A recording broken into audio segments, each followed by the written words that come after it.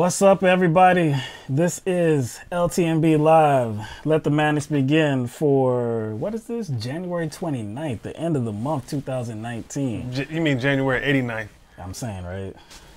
I'm Will Gaillard, as always. I'm Mike White. Hope everybody out there is doing well. It's been, it's been 5 days since our last broadcast. We are broadcasting live on YouTube, Twitch, and Periscope Live. So what's going on, everybody? Hope you had a good weekend. We have lots to talk about. The whole show tonight is going to be about Kamala Harris. The entire show. And it's going to be a 5-hour show. Yes. Because that's how we do. That's how we do. We playing. Not going to be all about Kamala Harris. The town hall. Yeah. You going back to 80s, man? Kamala chameleon. Yeah. Yeah, a little bit. Oh, yeah. But, yeah, we will definitely have some conversation about that CNN town hall that took place last night. That was gifted to her. Oh, yes. I mean, who else? Right? But anyway, let's get into some news, all right? So last week and weeks before that, we have been talking about the partial government shutdown. And on Friday, it had reached 36 days, I believe. I thought it was 37, but it could be 36. It could be 36. I think it was 36 days. I heard 35. I can't even keep count. I think it was 36 days, right? So of course it was the longest government shutdown ever in history. On Thursday, on this broadcast, we talked about how that day on Thursday, earlier in the day, there were two competing bills in the Senate. One was President Trump's proposal, in which it did contain $5.7 billion for the wall, for his Trump wall.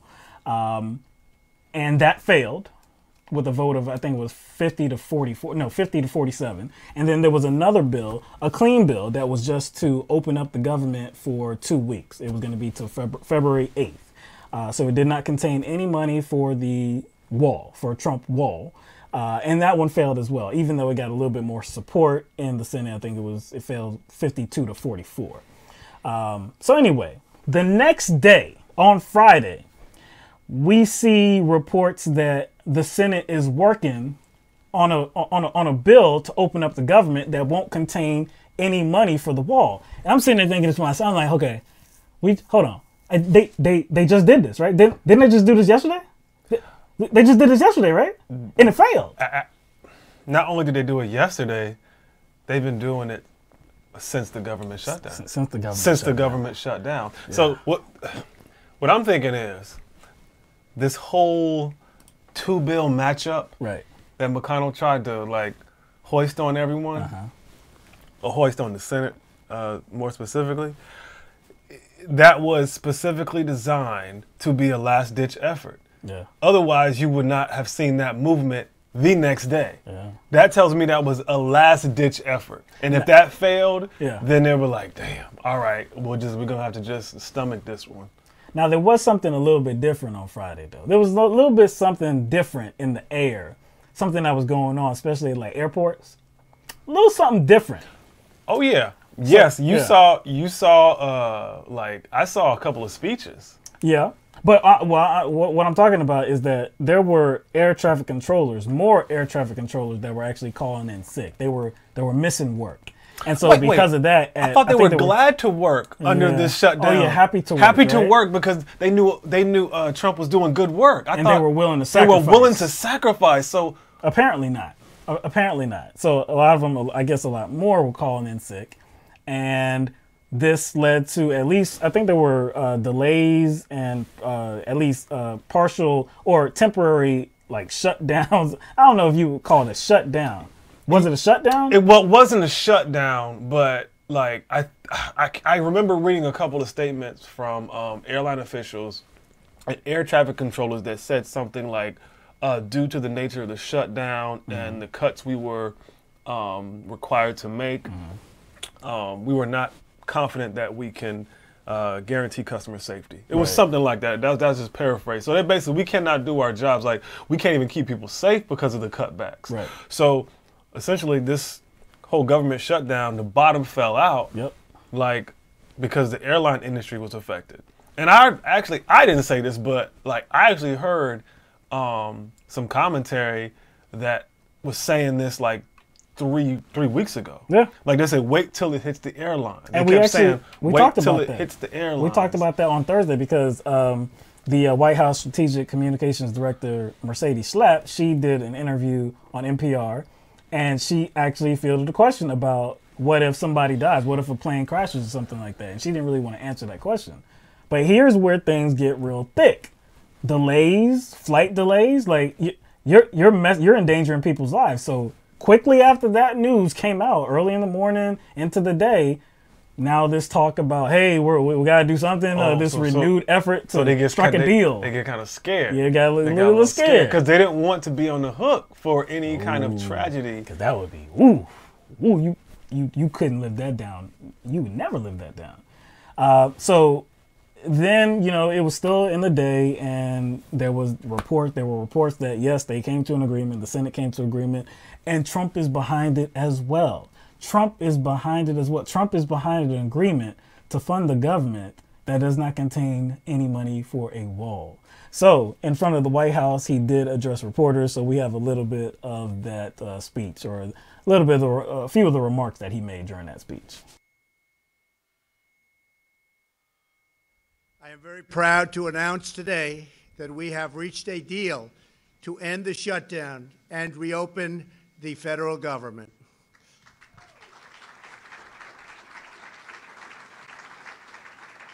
As everyone knows, I have a very powerful alternative, but I didn't want to use it at this time.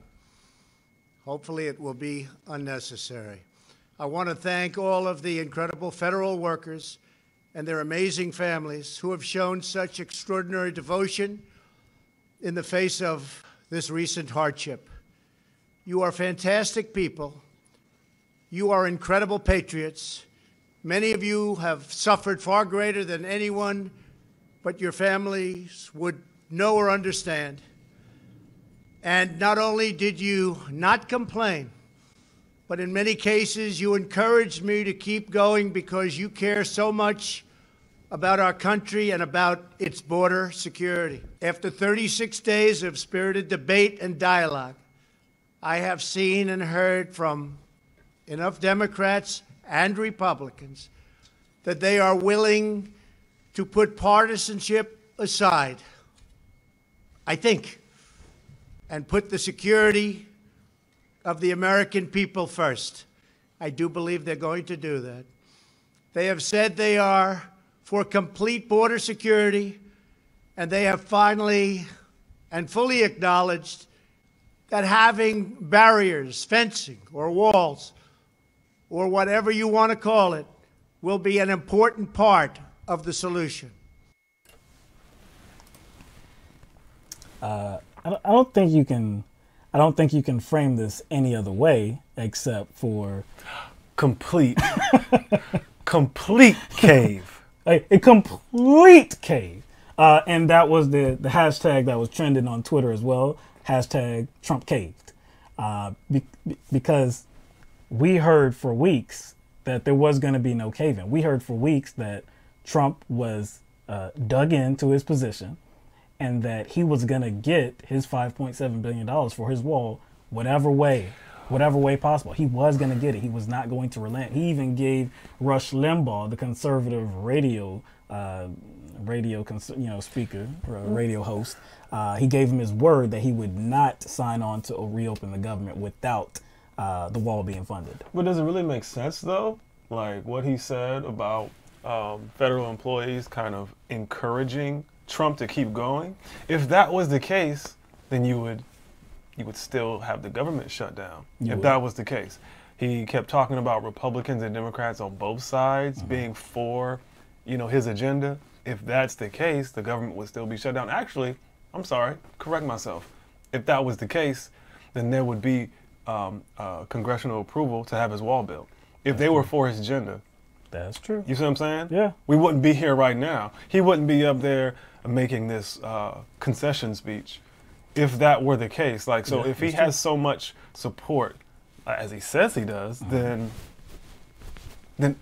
Where your wall, dog? Exactly. Where's the funding for that wall? And so this speech that he gave after this, the Senate got to work, the House got to work, again, because again they've been doing this for weeks, but they got together, they passed a bill to open up the government for 3 weeks. So this government will be opened officially for 3 weeks until February 15th. So it is a temporary solution right now, but Trump did sign off on it on Friday night. So. Again, this is a complete cave-in. There's no other way to put it. And there were even some conservatives out there that noticed that this wasn't the intended result. Oh, so you're just saying it's not that just, regular folks out there, paying attention to politics are calling it a cave. People who are not so fond of Trump. It's not just them calling it a cave. Oh, no. Oh, so it's people on his side? Oh, it's people on his side as well. Oh, okay. Yeah. So one of those interesting individuals, conservative, blogger, conservative pundit, Ben Shapiro. We'll start with him. So he put a tweet out there pretty much right after this news. And it was kind of funny. I don't know if he intended it to be funny or not. I'm not sure. But this was the tweet that he actually put out there. Government shutdowns aren't about the outcome. They're about the friends we make along the way. Sometimes you want to go where everybody knows your name. Doom, doom, doom, doom. And they're always glad you came. Doom, doom, doom. You want to be where you can see. Troubles are all the same. You want to be where everybody knows your name. That's what he's feeling. That's what he's feeling. Yo, Ben, dog. That's what he's feeling. Whoa, man. dog. You see, how up in our feelings we got? Yo, LTMB It just brought got something out. Yo, man, dog. When I was sick, I felt that tweet. It's just about the friends you make It's along about the the way. friends you make along the way. Yeah, once you're in, when you engage in bigoted type stuff, you just want to have friends with you. No. You just want to have friends with you. When you create a situation where people can't pay their mortgages. Oh, man. People can't pay their mortgages. People can't pay their light bill. It's all People love. can't pay their car note. It's all love. When you create friends in the midst of a situation like that, it is really special. And Ben Shapiro's tweet kind of illustrates that. We thank you, Ben. Yeah. You inspired us to sing that song for you. So there was another conservative as well that had negative things to say, and that was Ann Coulter. She said on Twitter, "Good news for George Herbert Walker Bush. As of today, he is no longer the biggest wimp ever to serve as president of the United States." Boy, that's she used to be very supportive of President Trump, and she has made a complete about face. I mean, that's kind of supportive. That's just tough love. That's tough love Coulter style or Coultergeist style. Tough love. That's that tough love Coultergeist style, man. So not everybody was upset. Not everybody was upset. Some people were trying to pass this off as a win. they were trying to pass it off as a win. So one of those personalities is Bill O'Reilly. On Twitter, he said, "Political chess game continues. President Trump reopens government, a good thing. Gives Dems 3 weeks to make a border security deal. Reasonable. Advantage Trump today."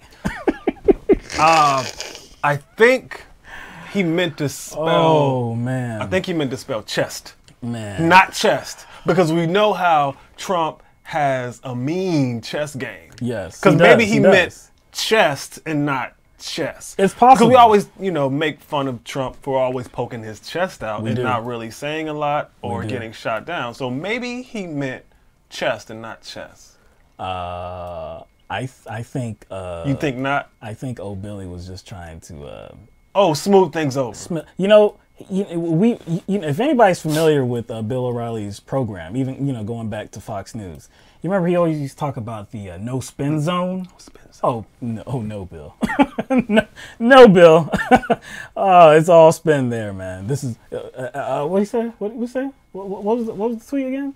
Advantage Trump. Advantage Trump. Nah. So Trump is holding serve right now. Trump is holding serve. Trump is holding serve. And so there were some others too that were trying to, not trying to pile on at least, and just trying to be like, we just gotta wait. This is just round one, blah blah blah.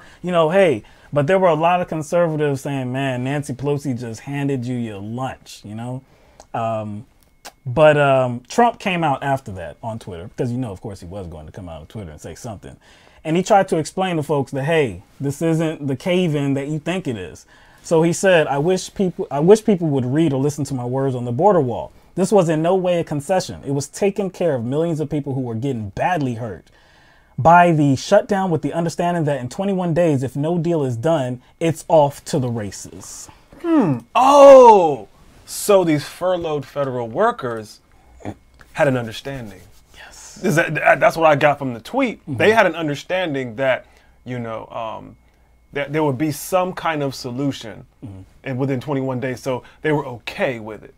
So, he kind of took that into account. He understood people would suffer. Mm-hmm. And now he's become empathetic to that suffering. Yes. And so this is not actually a cave. This is Trump showing empathy to the people that told him to keep going. And he's saying, no, y'all have had enough. Y'all have had enough suffering. Mercy.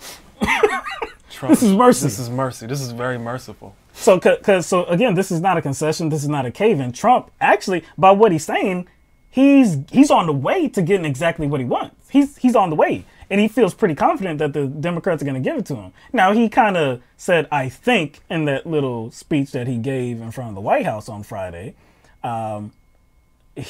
he said that he thinks that they have stated, the Democrats have stated that they are now for barriers, fencing, walls, something, right?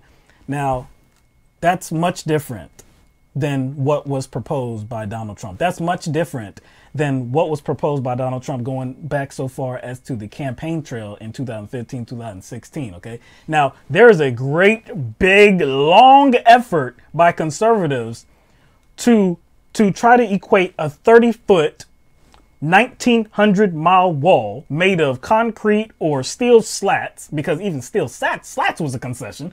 But anyway, there's this effort to try to equate that with fencing or barriers that Democrats have been approving of or have approved of for years. Like, Democrats and Republicans have consistently approved of border security measures. That includes barriers. It's just that the wall that Trump always talked about, this impenetrable wall spanning 1,900 miles, 30 foot high, 30 feet high, concrete, that was never going to be something that the Democrats agreed to. So I understand that they're trying to mix it up now. They're really trying to mix it up, and maybe there is, in this 21 days, maybe they do come to an agreement, and there won't be another shutdown. But whatever agreement that is made, it's not going to be a 30-foot wall.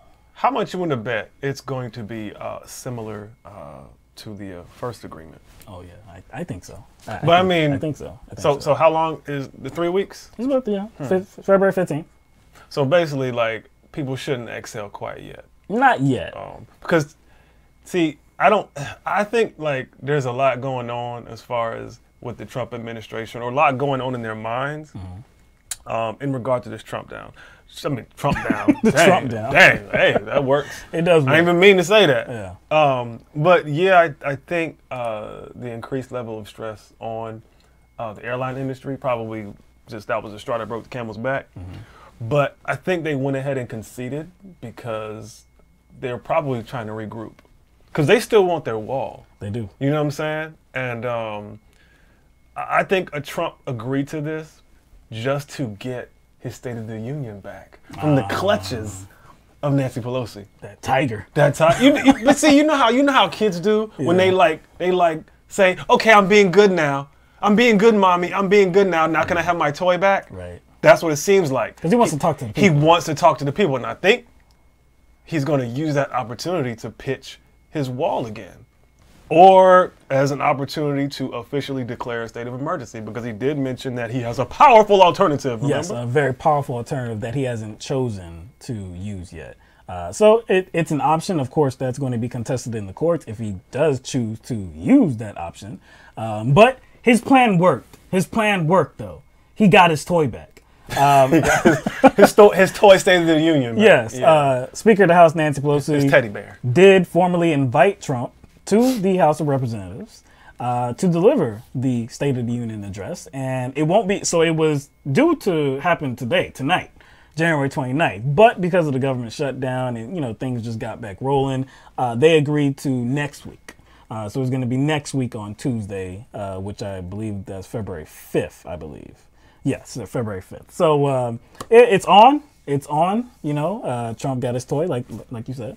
So he will address the American people, and of course it will be filled with fear mongering and all types of goodies. I'm about to say I'm sure it's not. I'm sure it's not going to contain any commentary about immigration at all. None. Probably not. I don't know how long he'll go. It'll probably go at least an hour and a half or so. And your girl. Yeah. The response, the Democratic response, that was announced today. It will be Stacey Abrams, the Democratic candidate in Georgia for governor, who lost very narrowly in that race to Brian Kemp. So that's a very interesting pick. I did not see that coming. I was not actually.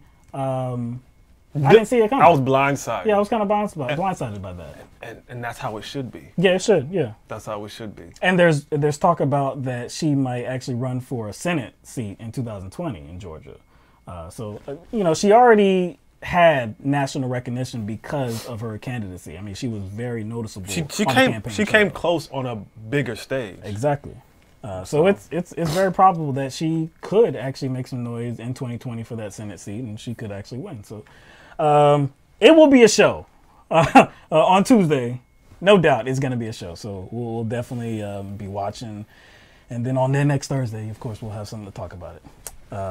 But yeah, okay. So let's leave that where it is and get to the event. The main event. The main event last night. Kamala Harris. Or no. You know, I always say Kamala. It's Kamala. It's actually Kamala Harris. What? Yeah, it's actually Kamala Harris. I always mess it up because, you know, it just looks like Kamala, or Kamala Harris, but it's actually Kamala. It's Kamala. Kamala. But anyway, days before that CNN town hall last night, she did make a, she held a rally in Oakland to formally announce her presidential run. And then last night she was at Drake University in Iowa, and it was televised. It was town hall. It was televised by CNN. The Kamala Invitational. Exactly. It was televised by CNN. If you do look into her donation history, one of the top donors, if not the top donor, I think it's actually the top donor, is the Warner Media Group, I believe. I think it's Warner Media Group, I believe. And that includes, you know, CNN. So, you know. Were you trying to say there's like some sort of connection there? Man? Yeah, it just stands to reason that she would get the first opportunity to make her case. It seems like you're jumping to conclusions. I'm just saying, man. I'm not even surprised. But anyway, we have a few clips that we want to show and discuss. Overall, just to be quick, you know, just to lead off, overall, just on his face, she performed very well. And I said that last week, that I expect to come here the next week on Tuesday on this show and say Kamala Harris did a good job and she showed very well. And that's exactly what happened. Because, again, like, what would you expect? She knew exactly what questions she was going to have to answer. So it doesn't surprise me that she came off reasonable. And she did. Like, and that's just kind of a superficial assessment of, you know, our observations. Yeah, that's just superficial. That's not diving into the actual responses, the questions, or anything like that. That's just how she was viewed, you know, just on a surface level, just on the surface. You know, how did she come across? She came across progressive. You know, she came across good. But again, if you dive in deep, of course, you know, we'll but can you explain right quick why that's a problem? Why that could be a problem? Well, I mean, blatantly speaking, it fooled people. It'll just fool people. If you don't really know in depth, what her record is, what her history is, what her past is. It's always a problem when these politicians get up on the debate floor, when they have these town halls. You don't have an instant fact checker right there. You don't have any context to what they're speaking, so it's always a problem.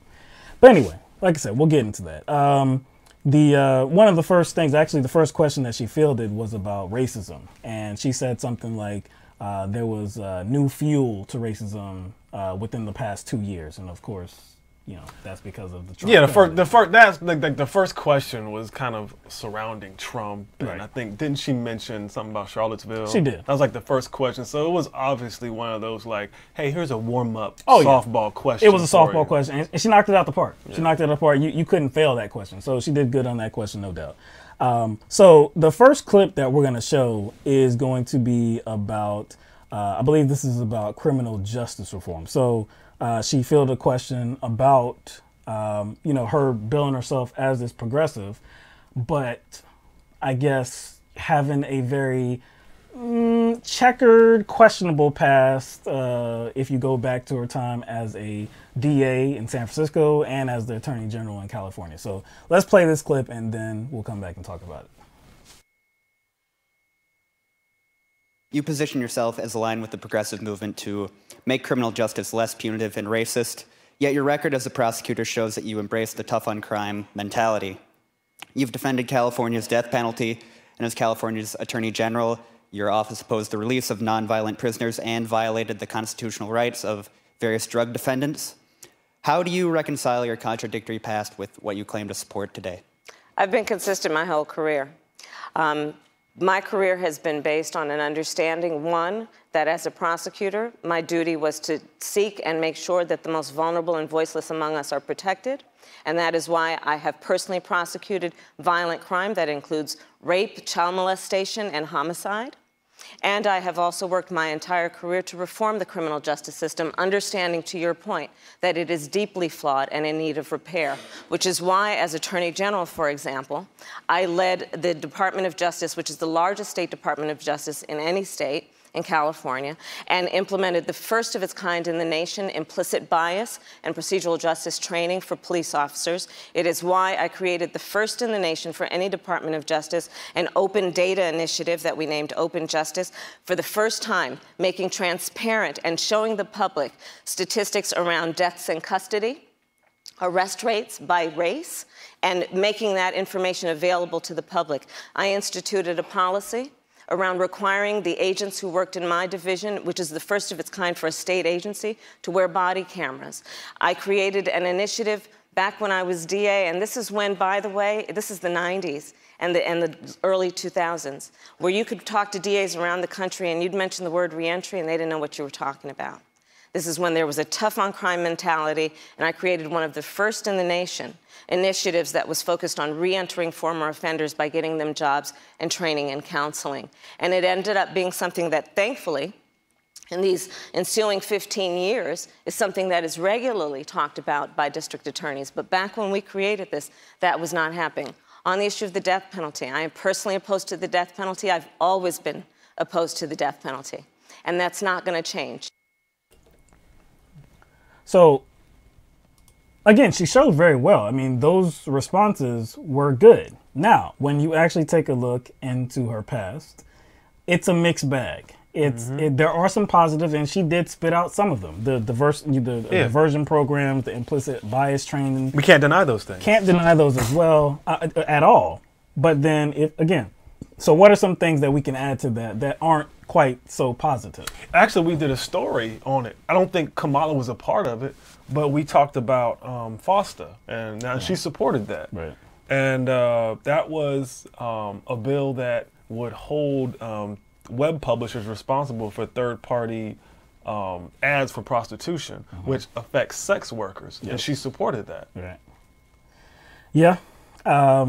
You heard her at the end of that clip say that she has always been against the death penalty. And again, that's a mixed bag too, because there was a point in time when she was DA that she did decline to go forward with the death penalty. But then when she was Attorney General, she argued in favor of it.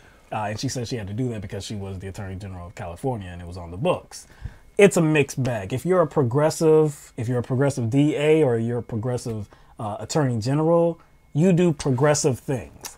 You don't do establishment things. You just don't uphold the status quo. You actually make waves. What about her view on prosecuting law enforcement officers? Oh, yeah, that's not positive. That's not positive. She failed to do that. There were a number of times where there were some incidents where people felt like, yeah, these officers should be prosecuted, and she pretty much ignored it. So probably because she wanted the support of police unions. Yeah, and she has, and historically, she has always gotten the support of police unions, these police organizations. They have been one of her most loyal donors when she has been a DA or the Attorney General in California. So that's always a little bit discomforting when you see a candidate has the full backing of law enforcement. That's probably not going to be a progressive candidate. And you know, I don't do that to just like shit on the institution of law enforcement, right? Because like I always say, and I hate that I have to say it, when we talk about bad cops and bad policing, you know, bad actions by law enforcement, of course that doesn't stand for everybody. So we know that there are good individuals within this institution, right? But we also know that, again, like these police unions, these organizations, they will back up their officers no matter what they do. So if they're fully behind a candidate, it just doesn't speak to something that's good. So yes, so it comes off as a payoff. It comes off as a payoff. Like, look, we're paying you so that we get in trouble. That payment acts as an insurance policy, so you don't go too hard on us. Right. That's what it appears to be. That's what and it's like, I think like people don't think of it as money in politics because it's not like a corporation do it, but that's what it is, because you have police unions paying these prosecutors off so that they do not have to face accountability or serious accountability when they fuck up. Yeah. And then the body cams, you know, she said, you know, again, when she talked about the body cam, you know, that was true. But then she also said something about how there wasn't a one-size-fits-all solution in terms of all of California. So, and that was referencing body cameras because, of course, there's for years there have been this effort for every single police officer that is out there interacting with the public to be wearing a body camera. And that's for transparency. That's so that we know what's happening in these altercations or any of these incidents, right? And they have been very, very important because without them, we wouldn't know. That's how a lot of these cops have been caught and been prosecuted. Well, I won't say a lot, but anyway. But she said that, yeah, there's not a one-size-fits-all solution, and that just won't do it. Again, if you're a progressive, you want to ensure that there's transparency. That doesn't sound like a progressive at all. That was her opportunity to kind of list what those those alternatives are. If that one size, you know, she says the one size doesn't fit all, then give me some other sizes. Yeah, true, exactly, and I don't think she do. If that's gonna be your answer, you better have something ready to throw out there that is an alternative solution. There was also, you know, there was an effort in California to parole more people, and her office had argued against that. And she said that happened without her knowledge, because, you know, soon after that, she did make a statement saying that that's not, you know, that wasn't something that she was supportive of. So, you know, you can choose whether to hold her, you know, accountable for that or not. I don't know. I'll leave that there. Also, there is a video that's going around from back in 2010 where she was the district attorney of San Francisco, and she made some comments about truancy. So we have that clip, and so let's show you that clip, and then we'll talk about it. I would not be standing here were it not for the education I received. And I know many of us will say the same thing. And I believe a child going without an education is tantamount to a crime. So I decided I was going to start prosecuting parents for truancy. Well, this was a little controversial in San Francisco. And frankly, my staff went bananas. They were very concerned because we didn't know at the time whether I was going to have an opponent in my reelection race. But I said, look, I'm done. This is a serious issue, and I've got a little political capital, and I'm going to spend some of it. And this is what we did. We recognized that in that initiative, as a prosecutor and law enforcement, I have a huge stick. The school district has got a carrot. Let's work in tandem around our collective objective and goal, which is to get those kids in school. So, to that end, on my letterhead, now let me tell you something about my letterhead. When you're the DA of a major city in this country, usually the job comes with a badge. And there is often an artistic rendering of said badge on your stationery. So, I sent a letter out on my letterhead to every parent in the school district, outlining the connection that was statistically proven between elementary school truancy, high school dropouts, who will become a victim of crime, and who will become a perpetrator of crime. We sent it out to everyone.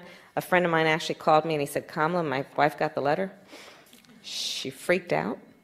She brought all the kids into the living room, held up the letter, said, if you don't go to school, Kamala's going to put you and me in jail. Yes, we achieved intended effect. She seems pretty lighthearted talking about that. A little giddy. You know what? That's a better word. Giddy. A little giddy. You know, this town hall is kind of, all of it runs together. And I do remember her talking about black people. You know, or she didn't specifically say black people, but she talked about people who are affected by the criminal justice system more. She did make that a point. Her parents were civil rights. Yeah, like she basically said, what did she say? She said, I didn't have to look at the data to know that crime affected certain people. Like, I was like born with that knowledge. I was like, first of all, I don't care who the hell your parents are. You still have to look into things. Number two, if we're talking about this a particular, I guess, application of the truancy laws, which is not isolated to, you know, her state. Okay, we'll just, you know, just throw that out there.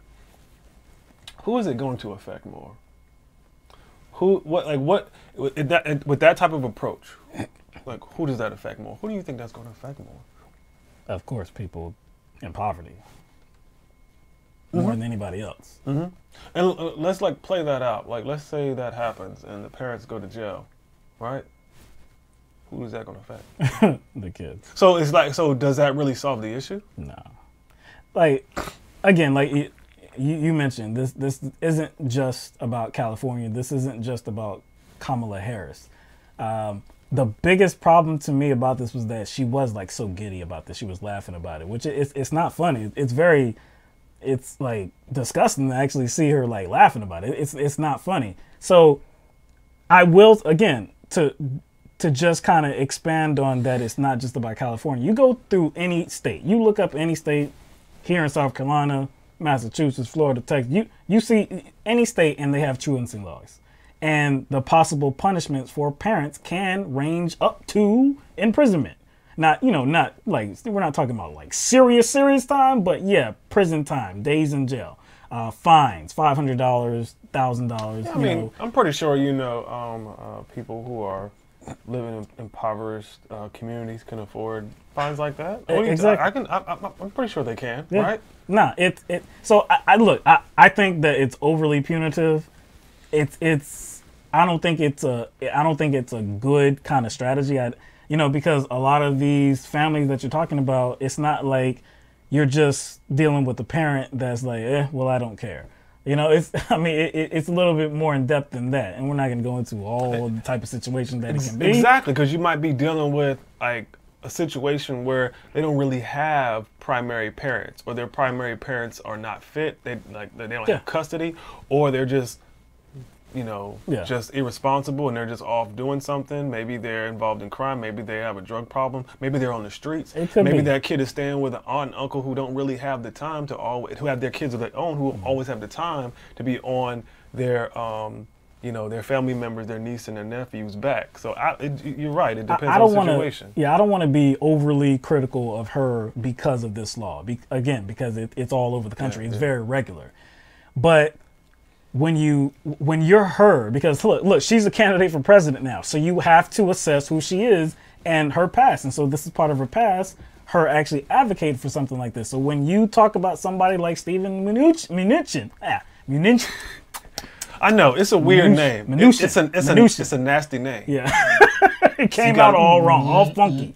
Yeah. So when you talk about somebody like Stephen Mnuchin, who escaped any type of penalty while Kamala Harris was in charge in California, and he was guilty of like improper bankruptcy, foreclosing on thousands of homes, right? So it seemed like, I've said it before, it seemed like they had him dead to rights, but there was no effort to go get him, right? So it just looks bad that you're trying to go after these impoverished families for truancy. And I agree that education is very important. That's very important when you're talking about lifting somebody up. They do need an education. So it's very important. But when you're talking about jailing them and fining them, but this very powerful individual named Stephen Mnuchin that was guilty of destroying people's lives, he got away scot-free. And I don't recall ever seeing a video or any comments she made in which she displayed that same type of giddiness. Exactly. You know what I'm saying? For actions like that, not even just the same kind of giddiness, but like any kind of serious position, taking a serious position on his criminal activities. Right. All right, so let's go on. All right, so in this clip, she talks about healthcare, okay? What is your solution to ensure that people have access to quality health care at an affordable price? And does that solution involve cutting insurance companies as we know them out of the equation?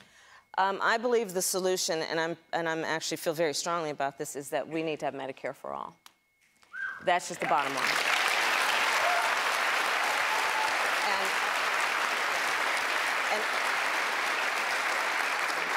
And I'll say this, and this is, I think, why you're also asking this question. What we know is that to live in a civil society, to be true to the ideals and the spirit of who we say we are as a country, we have to appreciate and understand that access to health care should not be thought of as a privilege. It should be understood to be a right. It should be understood to be something that all people should be entitled to so that they can live a productive life, so they can have dignity. And having a system that makes a difference in terms of who receives what based on your income is unconscionable, it is cruel, and in many situations that I have witnessed, inhumane. She knocked it out the park. She knocked it out the park. Whether you believe her or not, her immediate answer was, we need Medicare for all. And this is not something that's surprising. She was, other than Bernie Sanders, she was the first co-sponsor of Bernie Sanders' Medicare for all bill that's in the Senate. So this has been something, this is a transition that she has made a long time ago. So it's not surprising whatsoever. So she knocked that out the park. She looked good. One thing, a follow-up question that Jake Tapper had for her was, well, what does that mean for the private health industry? What does that mean for these private health insurance companies? And basically she said, well, yeah, they're going to be done away with. Now, that's not exactly true. For most of us, for most people with Medicare for all, yeah, the private health insurers would be irrelevant. But they'd still be here because, there would be some people that do elect that would elect to have certain types of glamorous coverage or whatever, certain procedures whatever. Canada still has their private network. Exactly. So you can still elect to do that if you just want to come out your pocket like that. Right. But conservative news media outlets, they have said like this was a severe misstep by Kamala Harris in saying that the private health industry would be gone. And again, the only misstep that there is that she was wrong, that they wouldn't be gone. But they're trying to frame it as like, oh my goodness, because I believe Jake Tapper talked about people that have health insurance that would like to keep it. when her response was, well, the goal is to have everybody insured. So do what you will with it. So look, it was the right response. If you believe her or not, you know, hey, I mean, again, she came off well, and that was definitely the right answer. And this is her narrative. This has been her narrative for a while now. So, all right. So going on to the next clip, I believe this one is where she is responding to a question about how to debate Donald Trump. You know, how do you debate Donald Trump, not getting mixed up into his crazy? That's what the questioner said. And just stay on your message. We are at an inflection point. We are in the world and in our country. And the people of our country, the families of our country, deserve to have leaders who are focused on their needs, their immediate needs, their long-term needs, the hopes and aspirations they have for their children and grandchildren, and speak to that as opposed to speak to the lowest common denominators and base instincts and speak in a way that is about inciting fear as a distraction from the fact you're getting nothing done except helping the richest people and the biggest corporations. She got a standing ovation. She did get a standing ovation for that. A lot of applause. What did you think about that response? I mean, I wouldn't expect anything less. I mean, what is she supposed to say? She's supposed to say that, you know, or she's supposed to like deliver that answer with a sense of confidence, like, you know, and she has, you know, on a big stage, kind of, I guess, confronted, you know, I guess large-scale individuals that have influence or that are up for positions, like the Kavanaugh hearings. She gained a lot of fame, no doubt, for kind of how she came at Kavanaugh. So Gina Haspel. Gina Haspel. Yeah. So I don't doubt that, like she can kind of navigate in any kind of situation, like a debate situation with Donald Trump, if it came to that one-on-one. I don't doubt that at all. I mean, this entire town hall, she was very articulate. I don't remember her ever tripping over any of her points. But if we're talking about specifically Donald Trump, I don't think she has a lot to kind of grasp onto like Hillary Clinton. A lot of kind of, you know, I guess negative baggage. Like there's not a lot to pull out of the closet with Kamala Harris. Kamala, sorry. It's gonna take me a while to get used to that. It's gonna take a minute, like obviously she has her flaws, but she doesn't have the same flaws that Hillary Clinton has.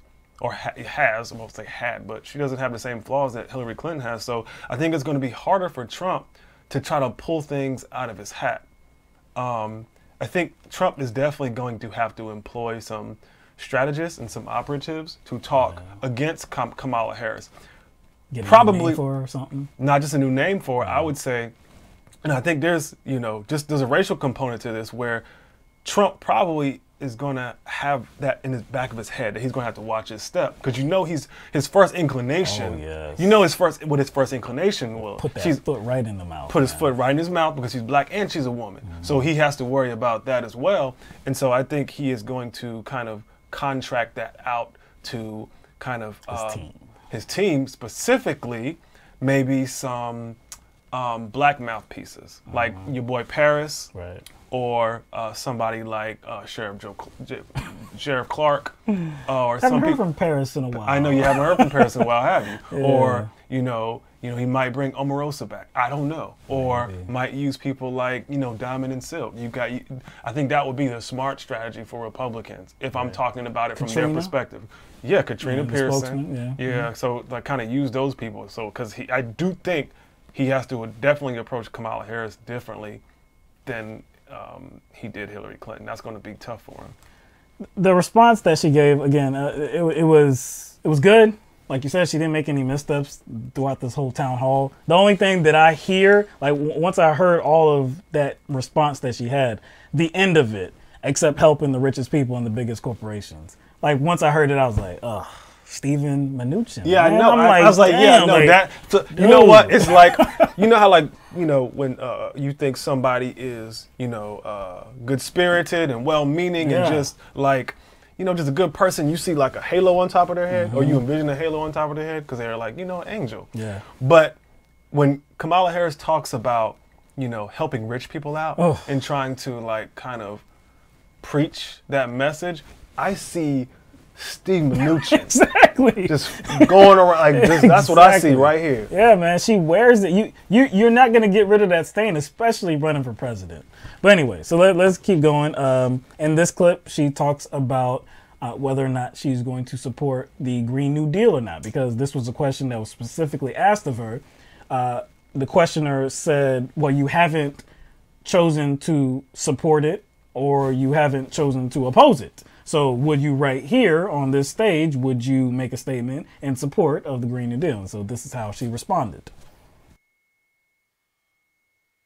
I support a Green New Deal, and I will tell you why. Climate change is an existential threat to us, and we have got to deal with the reality of it. We have got to deal with the reality of the fact that there are people trying to peddle some idea that we should deny it, and they are peddling science fiction instead of what we should do, which is rely on science fact.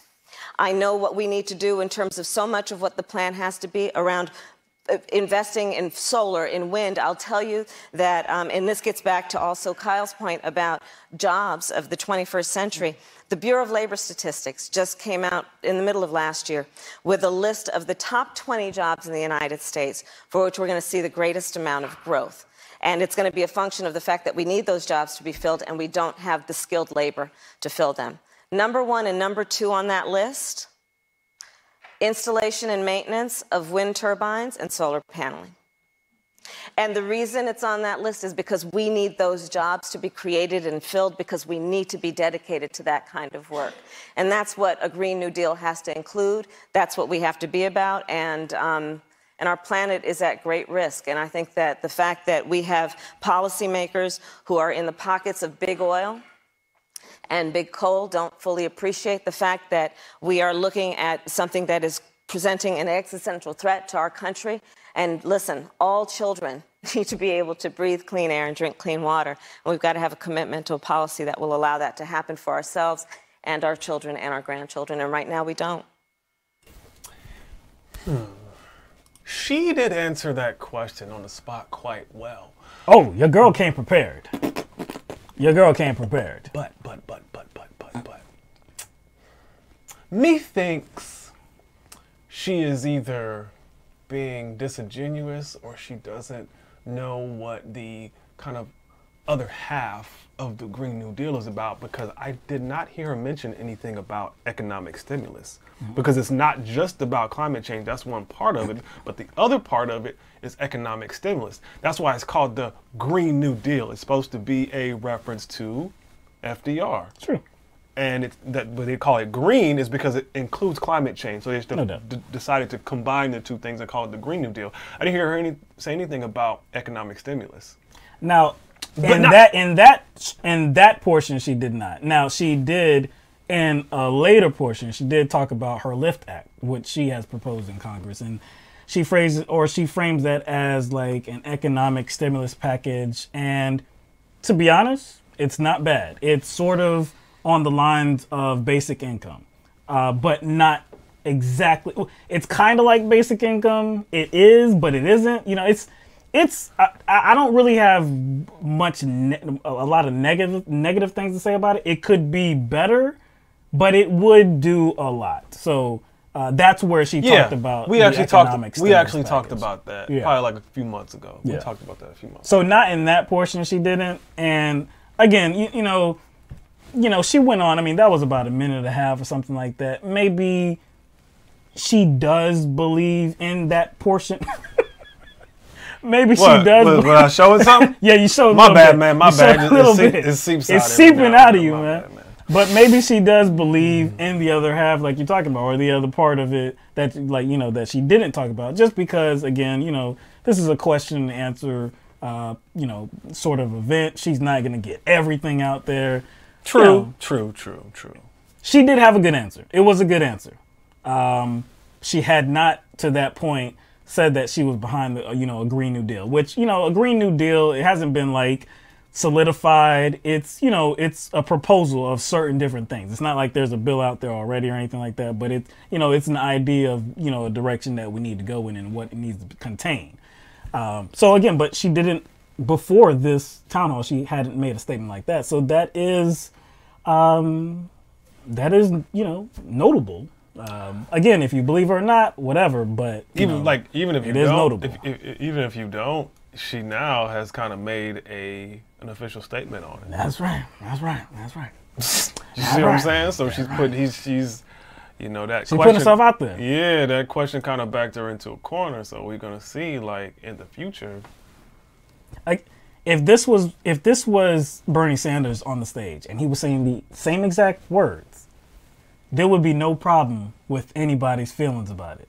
Now, again, she doesn't have the same past as him. He doesn't have the same past as her. So that's where, you know, the problem arises. But I'm just saying, on the surface, the way she's appearing to people that were watching was very positive.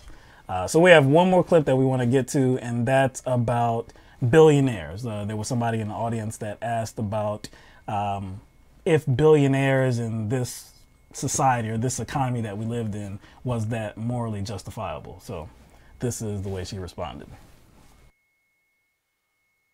In a society where nearly 1 in 5 children live in poverty, is the existence of multi-billionaires morally defensible? Well, let's just say this. We have had policies in this country, at least in the last 2 decades, that have disproportionately benefited the top 1% to the exclusion of working families. We have a situation in our country right now where just recently this administration passed a tax bill that benefits big corporations in the top 1% to the exclusion of supporting working families. And that is unconscionable. And you are exactly right. We have babies in America today that are on the verge of starving. We have families that cannot pay their bills. In fact, one of my proposals is that we address this inequity around what has been termed what would be one of the most significant tax cuts for middle-class families in generations. And it is what I propose. I call it the LIFT Act. But what we would do is, for families who are making less than $100,000 a year, they would receive a $6,000 tax credit that they could receive $500 a month. Understanding that we have so many families in America right now that are a $500 emergency away from complete financial catastrophe. Let's also understand that we've got to have economic policy in this country that understands that right now it's not working for working people. Right now in America, in 99% of the counties in America, if you are a minimum wage worker working full time, you cannot afford market rate for a 1-bedroom apartment. That is absolutely unconscionable. And so we've got to correct it. And part of it is that people at the top 1%, people who are making $10 million a year, who have $50 million a year, they need to pay more taxes. And what we have to do is correct course. Because for too long, the rules have been working against working families and working for the benefit of the top 1%. We have to correct course. Before we comment on that little clip, Tara Bray, you on punishment, yo. We see you in the comments. Yeah, see the comments, man. We ain't gonna repeat them. You on punishment. We're not gonna officially do anything to you. We're gonna treat you like Hillary Clinton treated Wall Street and just wag our finger. Yeah. But we see you. But see, okay, so that clip, that's where she talks about the LIFT Act and how it's a middle-class tax break. And like I said, it's kind of like basic income. If you go into it, and you know, we might go into that because that was actually, she was asked at the end what would be the first thing she did as president, and she said pass the LIFT Act. So it's definitely something that, you know, needs to be discussed. It's not a bad idea. It really is not a bad idea. See, I don't think it's a bad idea, but I think it's like a Band-Aid, and the elephant in the room is like our economic system, right. or money in politics. Like you kind of fix that, you fix those inequities, then the LIFT Act is not necessary. You know what I'm saying? Right. Now, I could be incorrect, but I'm not sure if money in politics got brought up the entire town hall. No. Did Citizens United get brought up the entire town hall? It did not. It did not. Super PACs or anything like that, it didn't get brought up. Not at all. Not at all. So I mean, that's all the clips that we have of that town hall. Kamala Harris, like I said at the beginning, she came off very, very well. and she came off very, very progressive too. Again, there's some context to that. There's background that you definitely have to discuss when it comes to Kamala Harris. But for people that maybe don't know that background, that just know a little bit about her, that have seen her on these Senate committees questioning somebody like Brett Kavanaugh, and now are seeing this town hall that she was a part of.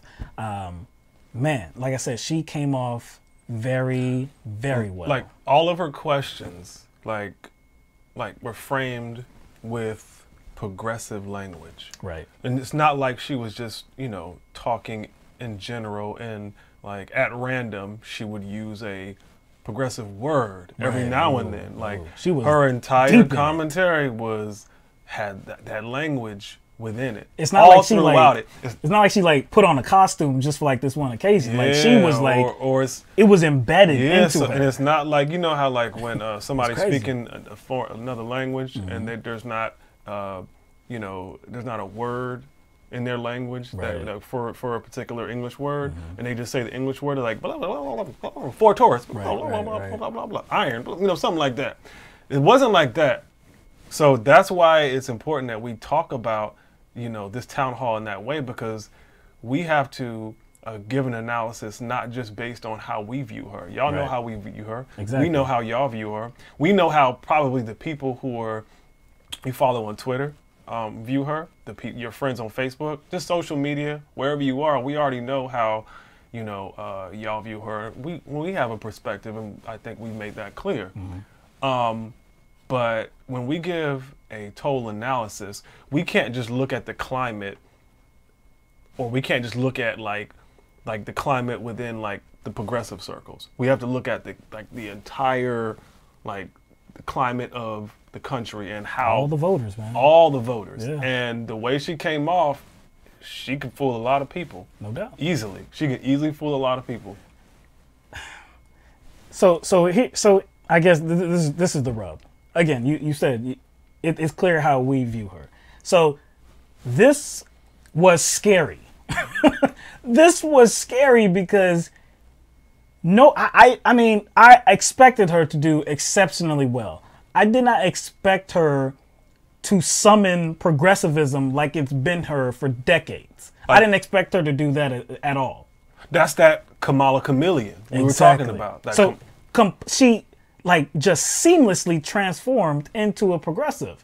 So, it's crazy, but again, it's scary because she will be able to fool a lot of people. Now, I think that if there is a President Kamala Harris, people say that I've heard she might be the next Obama. She might be the next Hillary Clinton. She might be the in between those two political figures.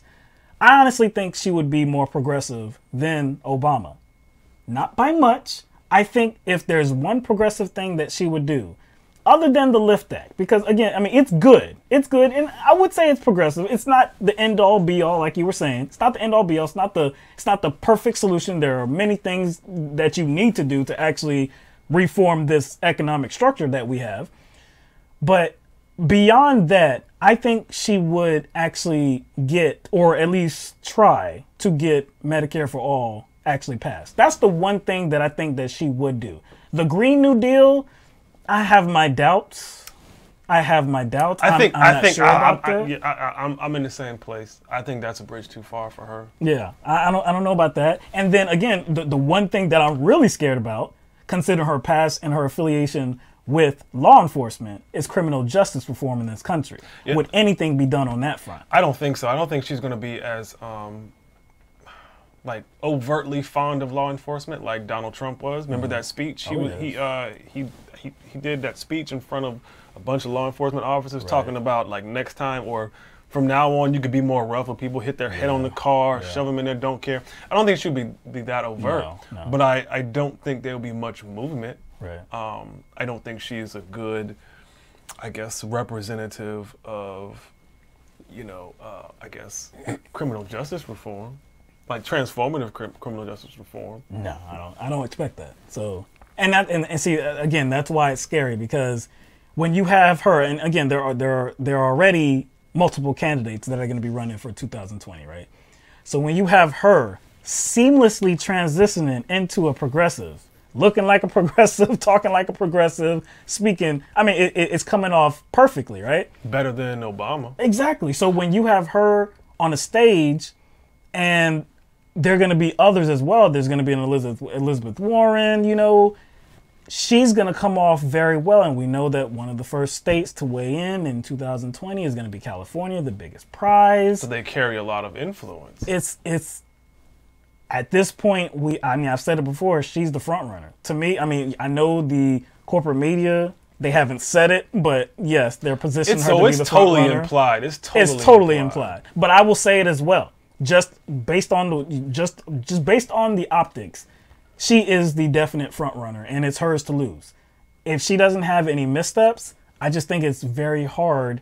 I think it will be very difficult for her to lose the nomination. Mm-hmm. Now, we didn't get, so there was some other news that was made. I believe this was Friday night. And so that was Bernie Sanders for 2020, right? Yeah, so there was a report. There were actually a few different reports saying that Bernie Sanders has come to the decision that he is going to run in 2020, but he hasn't made that formal announcement. Then there were, a few different sources. Whatever. Yeah, just like sources within the, Bernie Sanders camp. He's hiring people. It's all but official at this point. So, we're not gonna talk about it because it's not official. It's not officially official. Yeah. I mean, if he does get in the race, yes, that will change things, I believe. It will change things for Kamala Harris. Will she still be the front runner? I think that's anybody's guess. To the corporate media, she will still be the front runner. One thing about the town hall that kind of, I haven't really seen people mention because Jake Tapper kind of slipped it in there. Mm-hmm. Something that I was like, oh no, not this. Did you catch the part where it was about 15 minutes into the town hall and he said CNN conducted a poll in Iowa? Oh, about about what's most important. What's to most Iowa important Democrats? what's most important to the Iowa Democrats? And he said in that poll, he said most Democrats in the state of Iowa say it's more important that the winner of the Iowa caucuses be a candidate who can beat Donald Trump rather than a candidate who represents all their positions. Right. And then I guess he said something like, so beating Trump is blah, blah, blah important. And then it was a standing ovation. I was like, wow. I was like, not this again. Yeah. But I was like, my thing is, those two things should be the same. It should. Those two things should be the same. Like the positions that whatever candidate they support should automatically be able to beat Trump. So what would cause you not to vote for somebody that you align with? It doesn't make sense. You don't think they could win? Why do you think they couldn't win? Exactly. It's silliness. Because if they're not taking positions that are against Trump, then why would you see what I'm saying? It just doesn't make any sense. The only way to beat Trump is to have, sound positions. Right. But anyway, so again, like I said, she performed very well. There was one question she fielded, and it was about, I think, trade. She got into trade. I think maybe a farmer had asked her a question. She got into trade. She talking about fair trade, blah, blah, blah, talking about the tariffs. She didn't do well on that question. That was one question she didn't do well on. Actually, I'll say it two different ways. She did well because she just kind of talked around it. She didn't actually answer the question. She just blah, blah, blah, fair trade, blah, blah, blah, blah, blah, blah. She didn't really say anything. She's probably not that comfortable on that subject. So she did a good job in kind of deflecting from actually answering the question, but she didn't really provide a lot of material on that. But anyway, all in all, she did very well. She had good answers on DACA and the wall. She called it a medieval vanity project, that she would not support, no matter what was given to the Democratic Party, support for the DACA, for the DACA individuals. Again, she performed very, very well. And her voting pattern lines up with that position. So. Yeah. So this is just the first step, again, in assessing who Kamala Harris is and, how she's going to look. And how she might be perceived by other people, not just us. Exactly. So that's that. All right. So let's move on. And actually, you know what? Let's stay on... I guess, presidential season 2020. So there's another candidate that is making noise, hasn't officially entered the fray yet, but that's former CEO of Starbucks, Howard Schultz. So we talked about him a few months ago. He is a centrist Democrat, okay? And not just by our definition, he labels himself as, he says he's a center-left Democrat. Might as well just be Bloomberg. He might as well be Bloomberg. They have a lot of the same positions. But anyway, he has been talking about getting into the race. And lately, he has been saying that it's not going to be as a Democrat, it's going to be as an independent. So there are a lot of Democrats that are very upset with that because they believe that if he does get in as an independent, that might assure that President Trump gets reelected because it's a possibility that Schultz, you know, gets a lot of support and gets a lot of support simply because of who he is. He's well known. Well known. He's a billionaire. A billionaire, CEO of a very popular chain. Or former CEO. Former CEO, yeah. Former CEO of a very popular chain. So right there, he already has name recognition. And he has the money. No matter if he's able to fundraise or not, he has the money to sustain his candidacy. I'm tired of these like doggone billionaires, these wealthy billionaires running for office, dog. Me too. Like especially mugs like this. Especially mugs like this. Yeah. So he was at a book event and he got heckled because he was talking about running as an independent. So we have a little bit of video from that.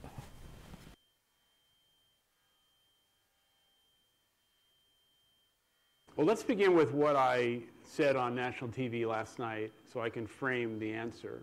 What I said last night is that I am seriously considering running for president as a centrist independent.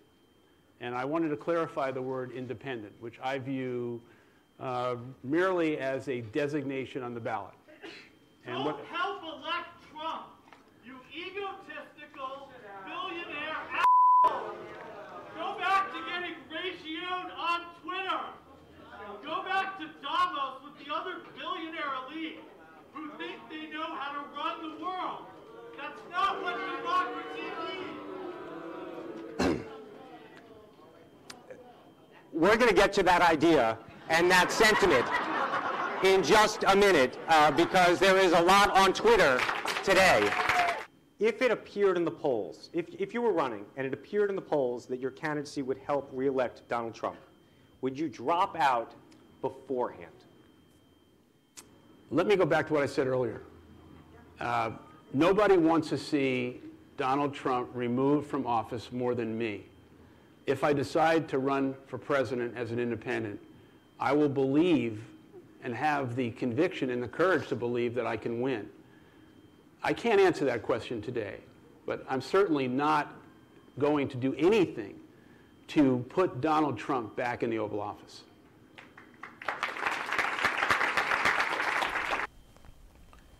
Okay. I see how he tried to kind of skate by that dude's question. He did. But his answer seemed a bit weird because it just, I don't know if he didn't start off this way, but he started off his major point by saying, if I run as an independent, as if it's the name itself that separates him from any politics that we already have, or any of his kind of status quo type positions. Like, but see, his if I run as an independent, it's like, it's not about the name. But see, to him it is. He believes in all of his words when he's expressing himself in his possible candidacy. He believes the Democratic Party is going far too left. And that's not where we need to be. We need to be right there in the center. That's why he wants to have this centrist campaign to get the country back on the right track. It makes sense. He wants to have a centrist campaign, but run as an independent, right. So it makes it look altruistic. Oh, because no independent doubt. people who run under the independent label tend to be viewed as such. Right, right. They're interested in the good, in doing the right thing. I wish somebody would have yelled out, "Cappuccino!" You know what I'm saying? Americano! You know, some coffee terms, you know what I'm saying? But again, or threw a shoe at him like a dude did Bush. Frappuccino! I wonder if he could duck it, though. Like, man, Bush is athletic. Man. No. Bush is athletic. Yo, I'm wondering if Bush had, like, boxing in his past. I don't know, because man. the way he ducked and then smiled? Yes. It was like it was nothing. And then the first pitch, too, strike, man. Dude was athletic. Give him that. But anyway, this guy Schultz, again, self-described centrist. In his words, self-described. That's important. The guy that was heckling him said, "Yeah, egotistical asshole." That's exactly what he is, man. He really believes that like his ideology is what the country needs, and it's absolutely not. He wants to protect people just like him. He wants to protect the richest among us. He had an interview. This was on Tuesday, just earlier today, on NPR's Morning Edition. And he said, I have some quotes here from him. He said, "Free Medicare for all, government paid, free college for all. First of all, there's no free. I mean, nothing is free." And then he started adding that there's a dire need for a comprehensive tax reform without offering any specifics whatsoever. So this is free. This is free. See, we can't do this, okay? We have to be rational here, folks. Can't just give out all this stuff for free. There's always a cost to it. Yeah, I know there's a cost. Nobody that is actually interested in Medicare for all thinks that it's just going to be money coming from the government, no strings attached. Does anybody think that? Not that I know of, but I think what's a greater cost to this country and this economy is the wealth gap. Yep. You know what I'm saying? I think that costs the economy much more than all the free stuff he's talking about. And corporate welfare. Why wouldn't he mention that? Why wouldn't he mention that? Why wouldn't he mention that, man? So then this is another quote from him. So in this quote, he's talking about Senator Elizabeth Warren. So Senator Elizabeth Warren, and she had proposed this like ultra millionaire tax. And so what that would do, it would tax people with a net worth of $50 million, a 2% tax, and an additional 1% on those with a net worth of $1 billion or more. So this is what Howard Schultz had to say about that.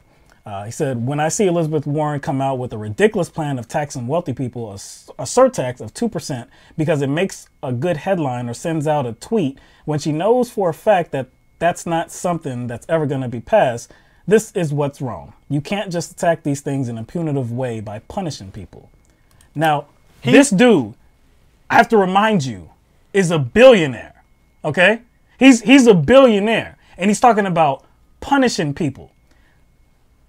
The middle class and poor people, if you want to talk like that, have been punished for decades. While the rich have reaped all the proceeds, have gotten all the benefits. Now that we want to try to correct the course, you view it as a punishment? It's like when you ever see like when somebody posts a meme on Twitter or Facebook, and then somebody comments under it in jest, and it says, "I feel attacked."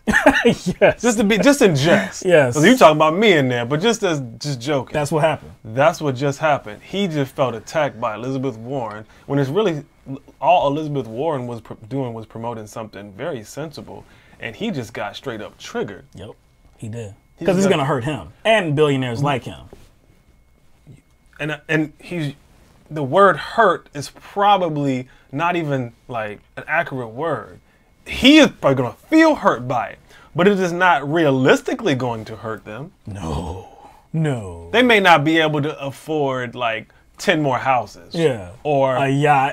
Or an extra yacht. They probably still going to be able to afford a yacht, probably, but they may have to, a budget for a yacht. The matching yachts? His and her yacht. Yeah, you might not be able to do get a smaller set.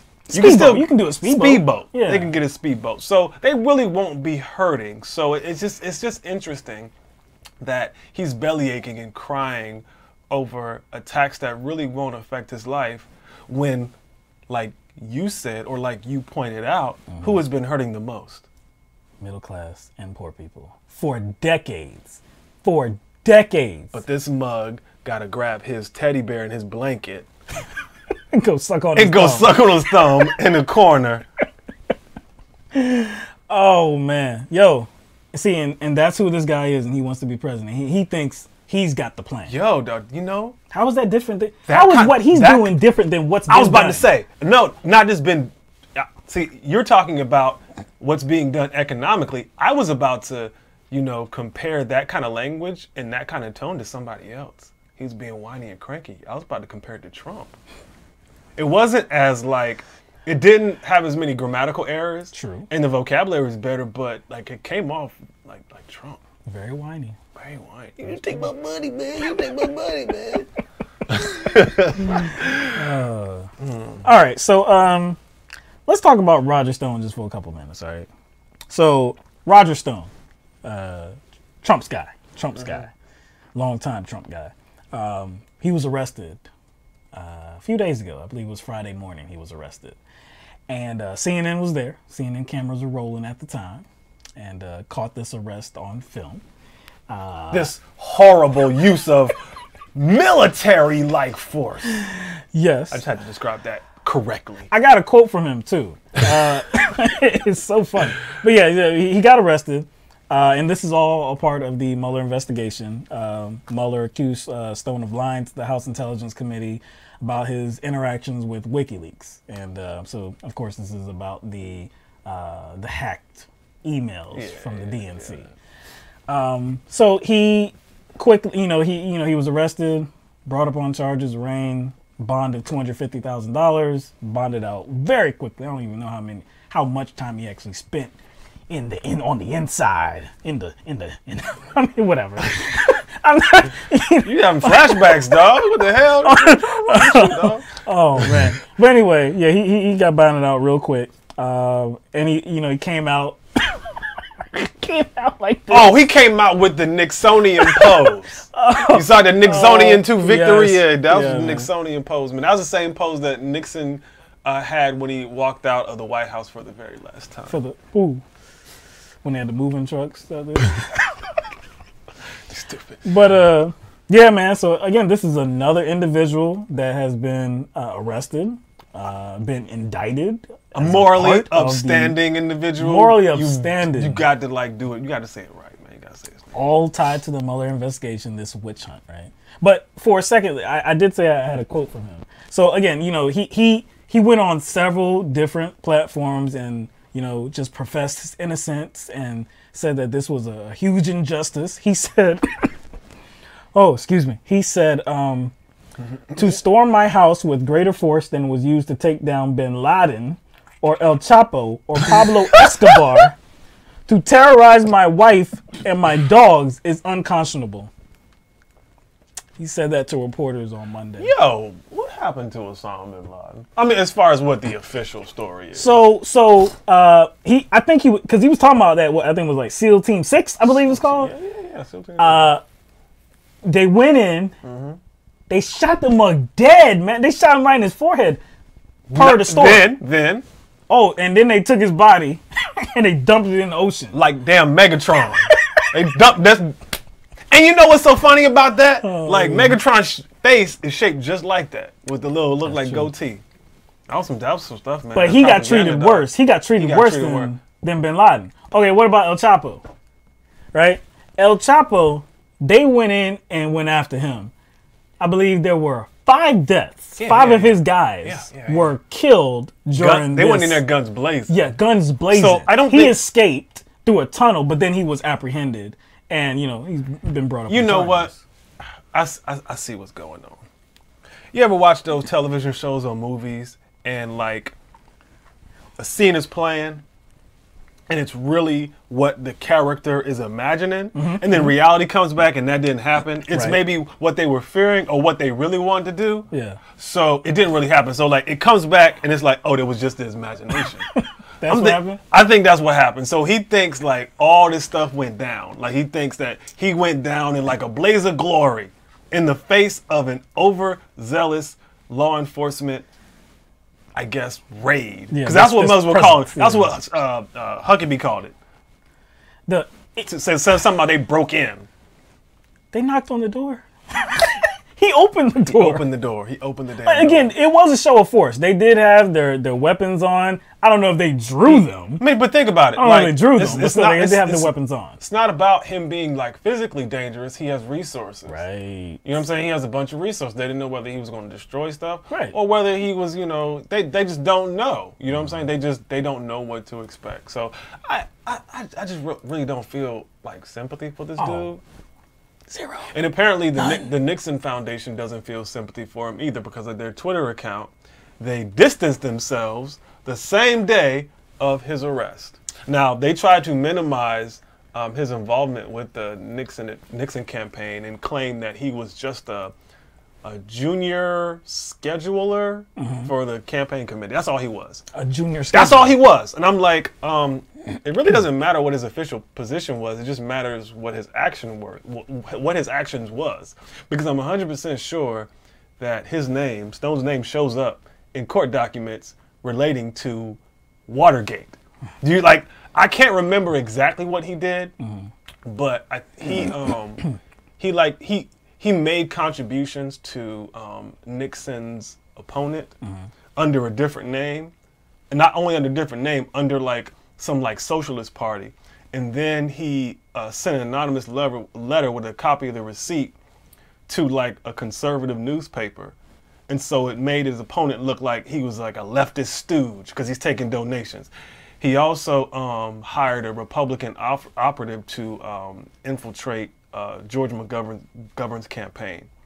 And those activities led to him being fired by then Senator Bob Dole. He was on Bob Dole's staff.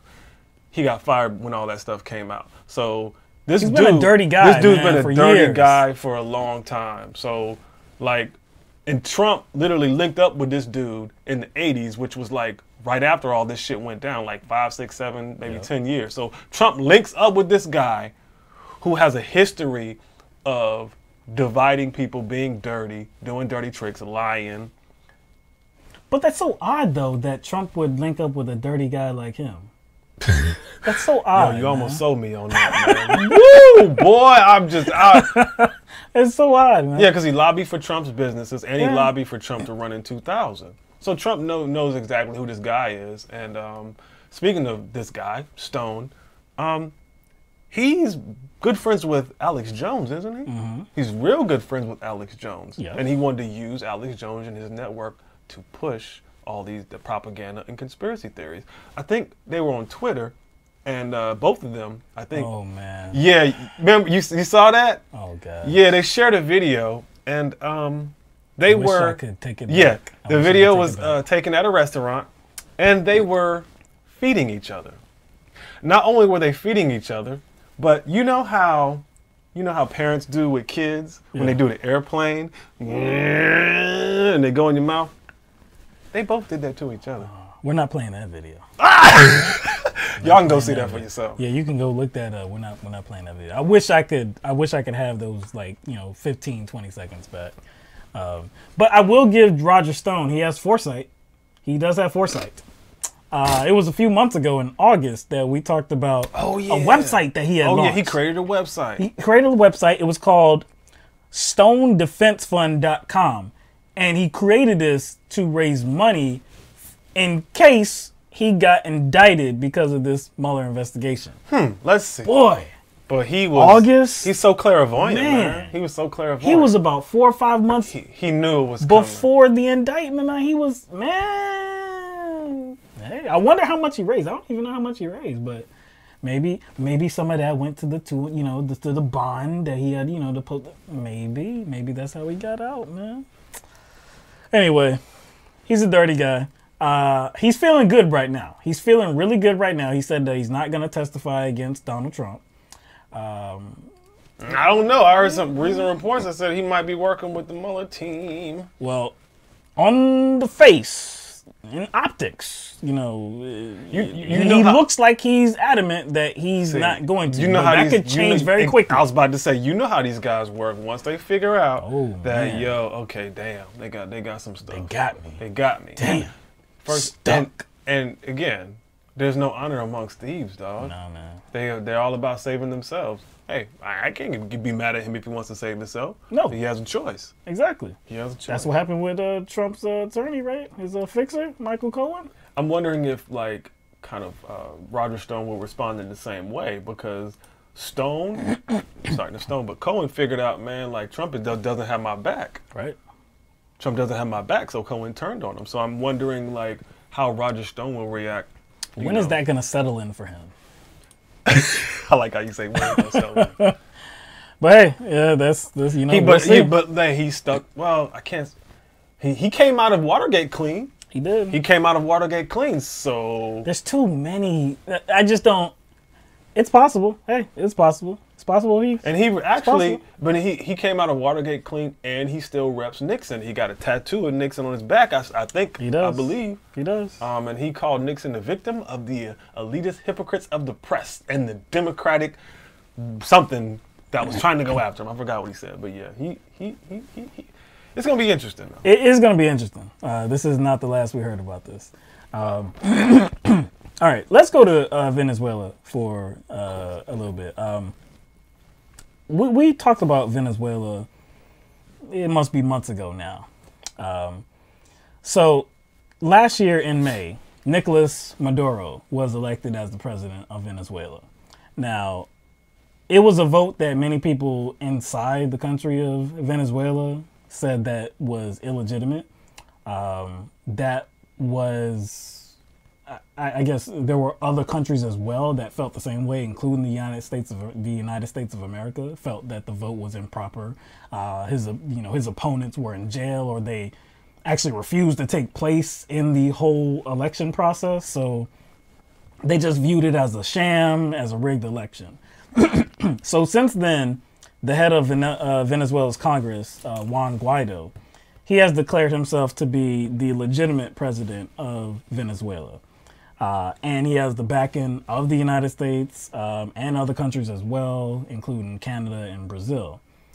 So this is a power play that's going on in Venezuela right now. Guaido is from the right. You know, he's from that conservative side, on the right side. So this is definitely important in the United States because we're talking about possible regime change. We're talking about a possible coup. And so it has been in the news for a few days now. I believe it was, just last week that President Trump, he did make that statement that the United States was recognizing Guaido as the legitimate leader of Venezuela. So when you hear things like this, noticing our past, just, in a historical context, going back in history and all the coups that we've been a part of, all the regime change that we've been a part of, it gives you a very uncomfortable feeling because when you do things like that, one, there's going to be certain death involved. And then there's going to be a fallout in terms of migrants. There's going to be destabilizing the area. Well, we've tried this once before in Venezuela. Once. I'm not bad. I know, not once. So again, it's not news that I think a lot of people want to hear. And especially as it concerns Donald Trump, too, because as you recall, many times he has been framed as the anti-interventionist. Yes, as the peacemaker. Now, anytime he did talk about using military force, it usually surrounded terrorism. Mm-hmm. You see what I'm saying? Right. But this is not the case here. No, it's not. This is something very different. This is something that, look, it's been done, whether it's been the Democratic Party that has had the White House or the Republican Party that's had the White House. Both parties, they have engaged in these type of actions. So, yeah, we're not for this not even in a little bit, right? So there have been some names that have made some statements about this. So, of course, you can expect that there have been some progressive members of Congress that have said, nah, we're not with this at all. We don't need to be a part of regime change and these coups. So some of those individuals are Representative Ro Khanna, Representative Tulsi Gabbard, Representative Ilhan Omar. I believe Bernie Sanders has said something as well. Mm-hmm. So again, you would expect people like that to say something about that because they have talked about foreign policy in that way before. So it's nothing surprising.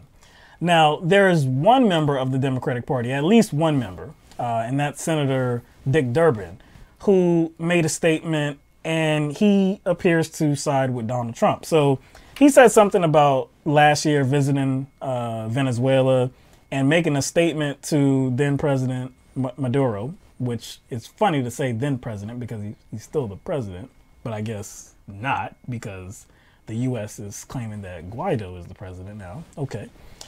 But he's saying that he told him that the election was a sham. The conditions in Venezuela are horrible, and you know that it can't continue like this.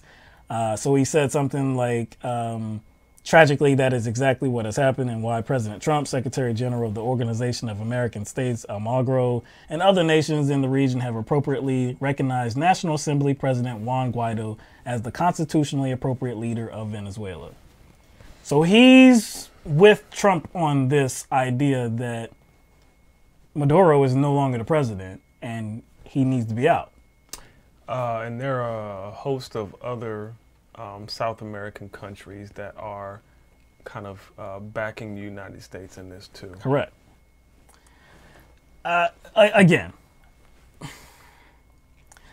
it's one thing to say that under the leadership of Maduro, the Venezuela economy, the country, is not in a good place. That's one thing to say. It's one thing to say that, but then you kind of have to look at like why is that? You would have to. You would have to. But again, even if you didn't, even if you just completely erased the United States having their hands in the Venezuelan economy, whether it be sanctions or whether it be like installing certain people, even if that wasn't the case. Right. Even if you didn't look at that. Again, there are lots of places all across the globe where there are poor conditions, the economy is suffering, there are dictators, and I don't see how it's a good idea for America, the United States of America, to get involved in regime change. Again, we have seen that happen, and we have seen the negative outcomes from that exact thing happening many times over. So this is a bad idea for us to get involved in this. I mean, like, if you're talking about humanitarian aid for the people of Venezuela, okay. I mean, if they're facing dire situations, you know, they're going hungry, starving, you know, like, I mean, yeah. I mean, I'm not specifically against helping other people globally, but I would not say that we need to take military action to remove this leader and Maduro. I would not say that whatsoever. Specifically, you know, in replacing him with somebody who's far right. Exactly. And like, you think that's going to create a more stable situation? But Donald Trump is on the right too. So that's just a coincidence. That's just a coincidence that this administration is backing that guy. Look, if we're talking about actually engaging in this war, whether it be physical or not physical, it's going to be money involved, right? So it's just like, look, I mean, my sympathies are definitely go out to people all across the world that are in very difficult situations. I mean, of course, I'm a human and I have empathy, right? But if we're actually going to spend like millions or billions of dollars engaging in this regime change, when there are people here that are going hungry, there are people here that don't have health care insurance, there are people here that can't afford a roof over their heads, and you're not putting that money into our economy. I thought you were the America First guy. I was about to say, man, he just ran on America First. Yeah. He kept saying that for a year and a half. He was saying America First. America First. So that seems to be some sort of just campaign slogan. And it doesn't have any weight behind it whatsoever. And so, okay, so it gets even thicker, right? So I believe, this was Monday during the White House press briefing with Sarah Huckabee Sanders. And boy, oh boy, Yosemite Sam showed up. Did he? Yosemite Sam showed up. National Security Advisor John Bolton showed up, and he made some comments. So we have a little bit of that we'll show here. As you know, on January the 23rd, President Trump officially recognized the president of the Venezuelan National Assembly, Juan Guaido, as the interim president of Venezuela.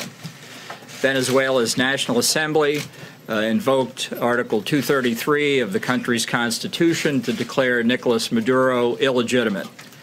This action was a statement that the people of Venezuela have had enough of oppression, corruption, and economic hardship.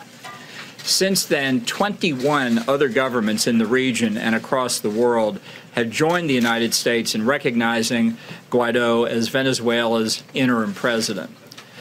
Today, and I'll turn the podium over to Stephen Mnuchin for this purpose, we're going to announce sanctions against Petróleos de Venezuela, Sociedad Anima, or PDVSA, as it's known by its Spanish acronym, the state-owned oil monopoly.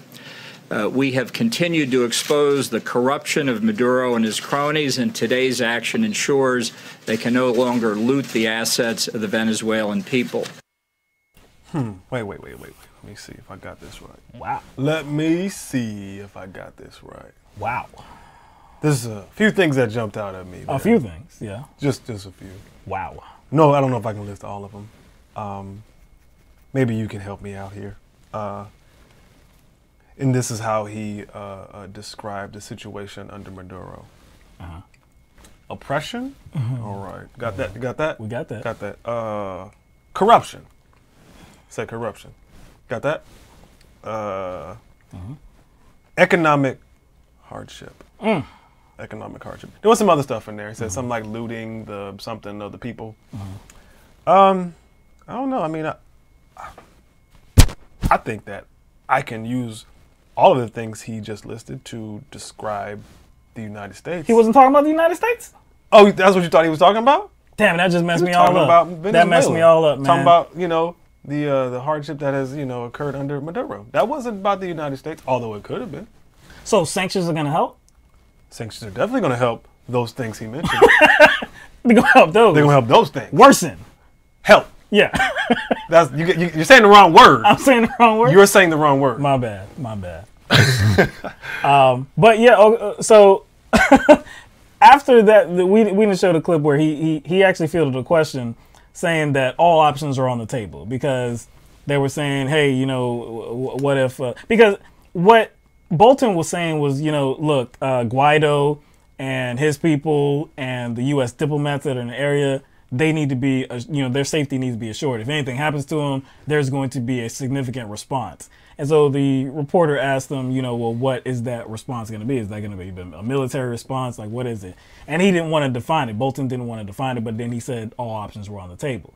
So then there has been a graphic of Bolton standing there while Stephen Mnuchin was talking. And so this was the graphic that was going around. So he was standing there with his notepad, and there's something written there. Yeah.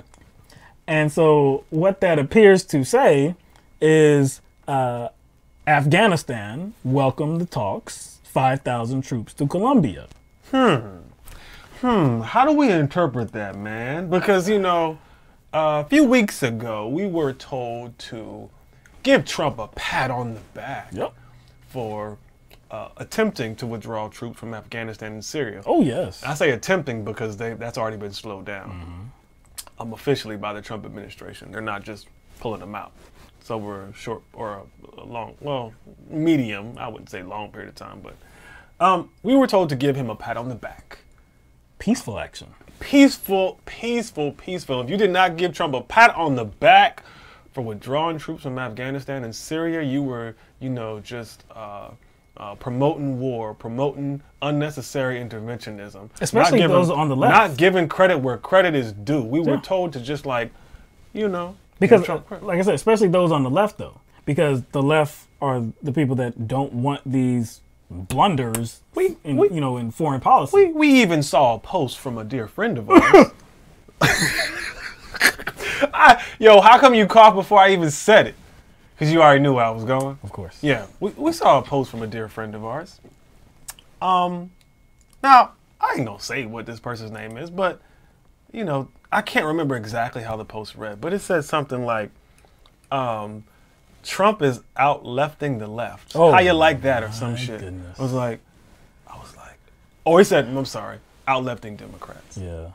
Now, we know the Democrats aren't left, and it is not hard to out-left them, but I just wasn't jumping to conclusions to describe this supposed pullout of Afghanistan and Syria as out left-wing Democrats. Now, how are we supposed to view that now? Yeah. That we saw your boy Yosemite Sam. no, or I call him the War Walrus. Okay. I call him the War Walrus. He could be. He could be. Now, looking in the face of that photo, and what, like, how do you interpret that? Just looking at the on the surface. How do you interpret that? You see Afghanistan talks, troops, 5,000 troops, Colombia. Like, how? There's no way for us to definitively know, but I think we can speculate. It was like an arrow. It was like an arrow. Like, I guess that leads to that. And yeah. So really, Trump is most likely not interested, based on who he has as his advisors. He's not really interested in withdrawing troops, but maybe he was just interested in transferring them bugs. Ooh, that's a certain possibility. So that whole narrative about Trump being this instrument of peace and oh boy, that did not age well. That did not, and it didn't take long either. It didn't take long. I also saw. Maybe remember, maybe it did take long because January has like 180 days. That is true. Because it lasted a long ass time. You know what? I wanted to read something that I came across right before the show started, though. This was a New York Times article. It's headlined, on North Korea and Iran, intelligence chiefs contradict Trump. The first sentence, okay, I'm just going to read the first sentence. A new American intelligence assessment of global threats has concluded that North Korea is, quote, unlikely to give up, end quote, all of its nuclear stockpiles, and that Iran is not currently undertaking the key nuclear weapons development activity needed to make a bomb, directly contradicting two top tenets of President Trump's foreign policy. Really? So wait. Really? So wait. What are you telling me here? So the promise note that both Donald Trump and Kim Jong-un signed, that promise note, that promissory note, that love note, where they exchange pleasantries, yes, and promises. You saying that none of that stuff really like amounted to anything? Seemed to be empty. Oh, okay. We go from there to the Iran deal. Right. The Iran deal. What is Iran viewed as by, according to John Bolton and like Mike Pompeo, the Secretary of State? State sponsor of terrorism. State responsible. The leading state sponsor of terrorism. And likely to, I guess, start up a nuclear program, right? Right. But the Trump administration scrapped. They scrapped that. So again, if you were worried about a country being a nuclear power and being a center of terrorism and being a sponsor of terrorism, why would you do that?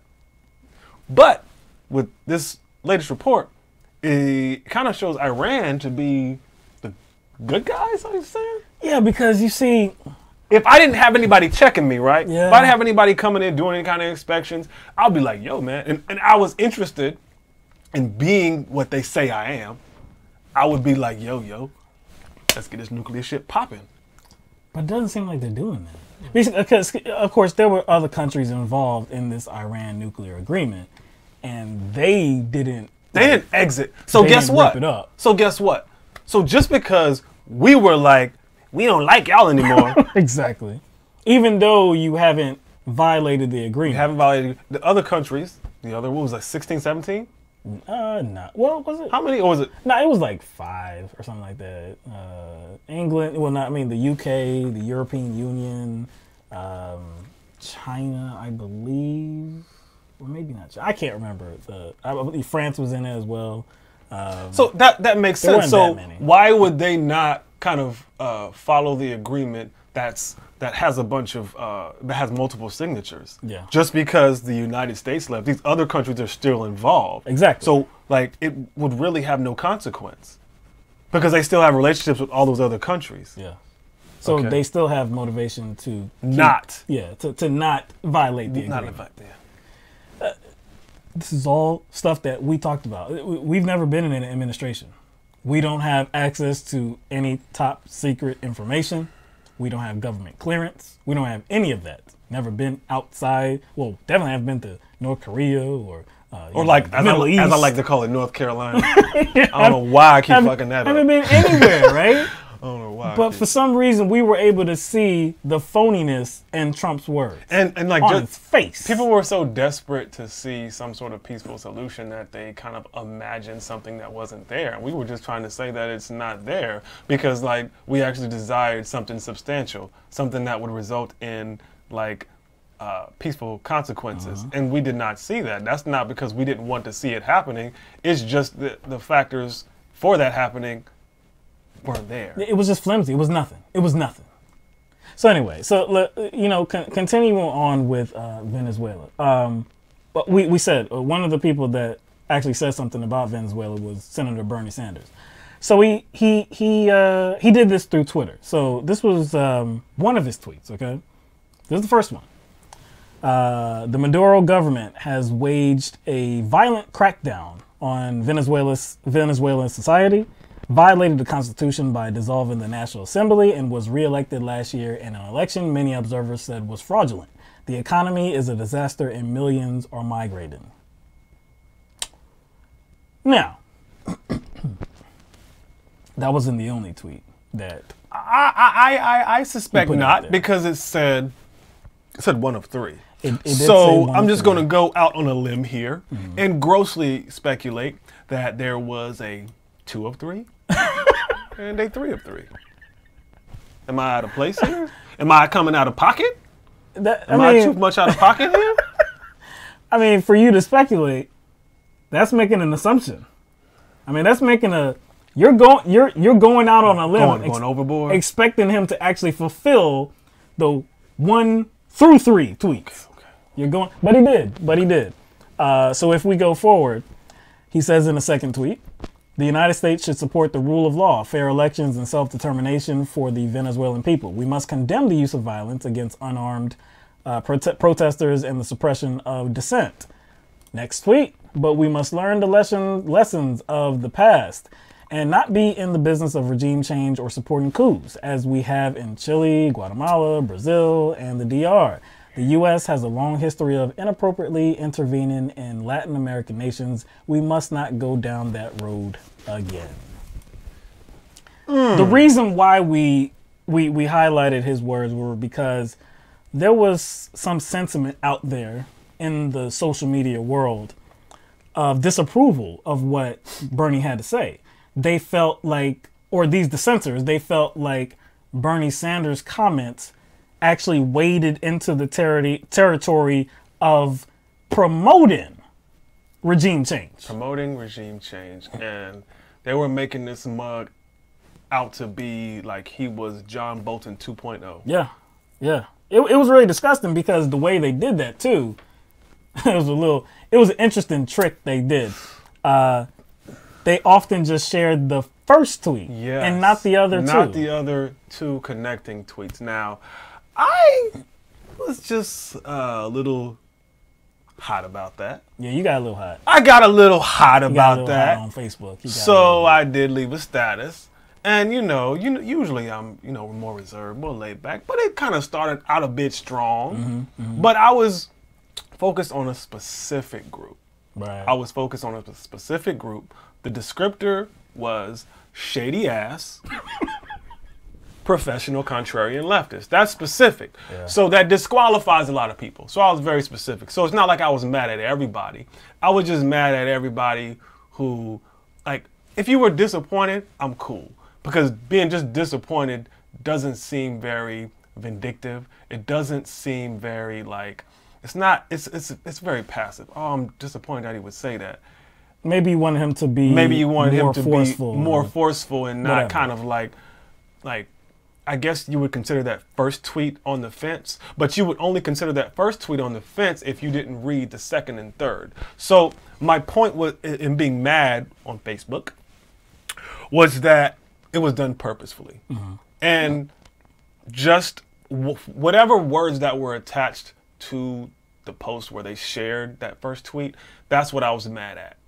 Because it just seemed as if they were trying to create a narrative from that one post and kind of disingenuously leave out or just not leave out those other two connecting tweets. And it was purposeful to me because, like I said, they were clearly labeled 1 of 3, 2 of 3, and 3 of 3. Basically, what Bernie Sanders said in those 3 tweets was something like, yeah, you know what? President Maduro, he might not be about shit. He needs to do better. He needs to do better. But not a good idea for us to go storming in there and throwing him out of office. And he referenced our history of doing that. Oh, yes. And how tragic that has turned out. Something that most progressives talk about all the time. That's why I didn't have a problem with what he said. I mean, again, like if you only read that one tweet, if he left it at that, it'd be like, okay, if you're saying this in this environment in response to what the Trump administration seems to be suggesting, then yeah, that's whack. Like, nah, you know better. Don't do that. But when you read the other tweets, it's like, okay, well, he is critical of what's going on in Venezuela, but it's like, hey, yeah, we can't be the world's police and be trying to get in there, and no, we're not doing that.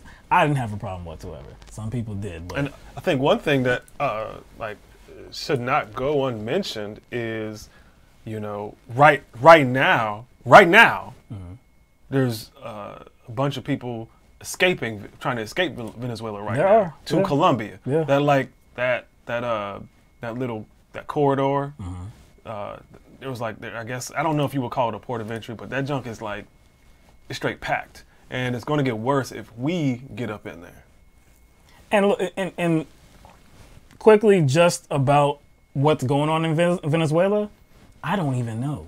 You know what I'm saying? Like, I feel kind of strange even weighing in, just weighing in too much about what's going on in Venezuela.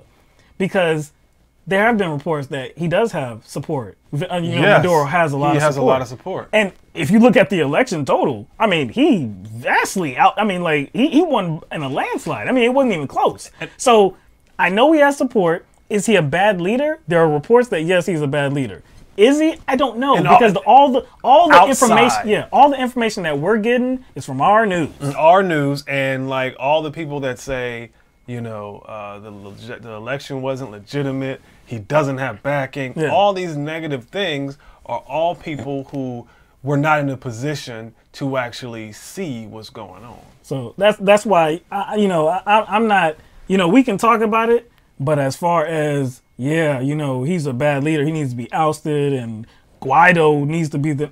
Nah, man, I'm not even entering into that conversation. All I'll say is the U.S., the United States of America, and its history of installing right-wing dictators. Yo, stay up out of Venezuela. If you want to aid people because they need it, okay, I don't really have a problem with that. I mean, we send money out in many different places. What happened to diplomacy? Yeah. And then I think I want to say before we started the show, before I came over here, I want to say. Mike Pompeo has requested the United Nations step in. Yeah, and then actually within Venezuela, like they're like, nah, we don't want the United Nations to step in. It is, man. It's because there's too many different type of narratives for us to actually to talk intellectually about this. All I know is that the U.S. going in there and trying to install somebody else is absolute bad policy, is a bad move, and there is no way I would support that type of action. All right, so let's get to just one more thing. Very notable, though. Very surprising. Baltimore, Maryland will no longer be prosecuting marijuana possession. Well, let me start again. So Baltimore, Maryland will no longer be prosecuting marijuana possession cases regardless of the quantity or the criminal background of the individual that it's regarding. That is pretty wow. Wasn't expecting that. So Baltimore State's Attorney Marilyn Mosby made this announcement on Tuesday. All right. So she also added that she's trying to vacate about 5,000 prior marijuana convictions going back to the year 2011. So in making this announcement, she said, no one who is serious about public safety can honestly say that spending resources to jail people for marijuana use is a smart way to use our limited time and money. So no doubt I'm behind that. I don't care what the possession amount is. I don't care what the background of the individual is. I don't care. I think that marijuana should be legal. Medicinal marijuana, recreational marijuana, it should be legal. Let people, if they want to use marijuana, let them use it. I mean, that's been our very firm position for many years. So I'm totally behind this. You know, it's like, I think it's important to mention, you know, like the specifics of, because like it was very specific. Like it doesn't matter how much you have, your criminal background, all that. I think it's important to mention that as being a part of this, because all those are used to give cops an excuse. All those things are always used to give cops an excuse. To use their judgment or something like that. Exactly. Oh, well, I thought, you know, and... they always use it as some sort of end. They always use it as some sort of probable cause, and I think that's important too. So it's not even about the drugs per se. It's using I guess, the reasonable suspicion that there are drugs to violate somebody's rights. Right. But I do like that she mentioned, you know, it's better for the economy. Yes. It is definitely better for the economy. Well, I'm sorry, it's better for the community's economy. It is good for some people's economy to keep people locked up. Oh, but yeah. if we're talking about the economy of the community and the people, it's better that people aren't locked up and being productive. That definitely is better for the community and that group of people. So I'm saying, so no doubt. I'm glad she mentioned, you know, the economic angle to it. It's a good move. There is one thing that I'm concerned about, though. There's one thing I'm concerned about. So she also stated that, I guess, what will supplant the effort to go after and prosecute, you know, marijuana possession, what that will be supplanted with, or what they will be focused on, is dealers, traffickers of marijuana. So that gets a little weird for me, because I thought marijuana possession wasn't going to be prosecuted. Exactly, and it says no matter the amount. So usually what they use to determine whether someone is a dealer is based on what? The amount. That's why it gets weird. Like, I need some more information on this, because I don't, what constitutes a trafficker?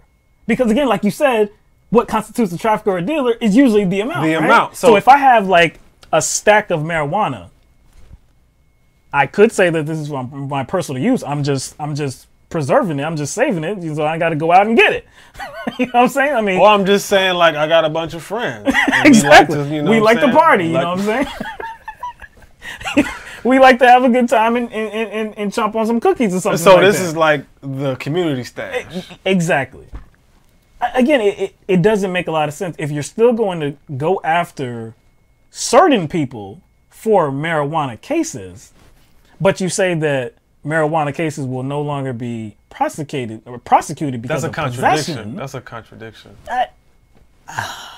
It sounds good. It sounds like, yes, this is very notable. This is very important. This is going to move the conversation forward in regards to marijuana. But then again, it just seems like nothing changed. Because maybe simple possession, but then again, like what's simple possession? What's simple possession, and it's going to boil down to their interpretation of what constitutes a dealer.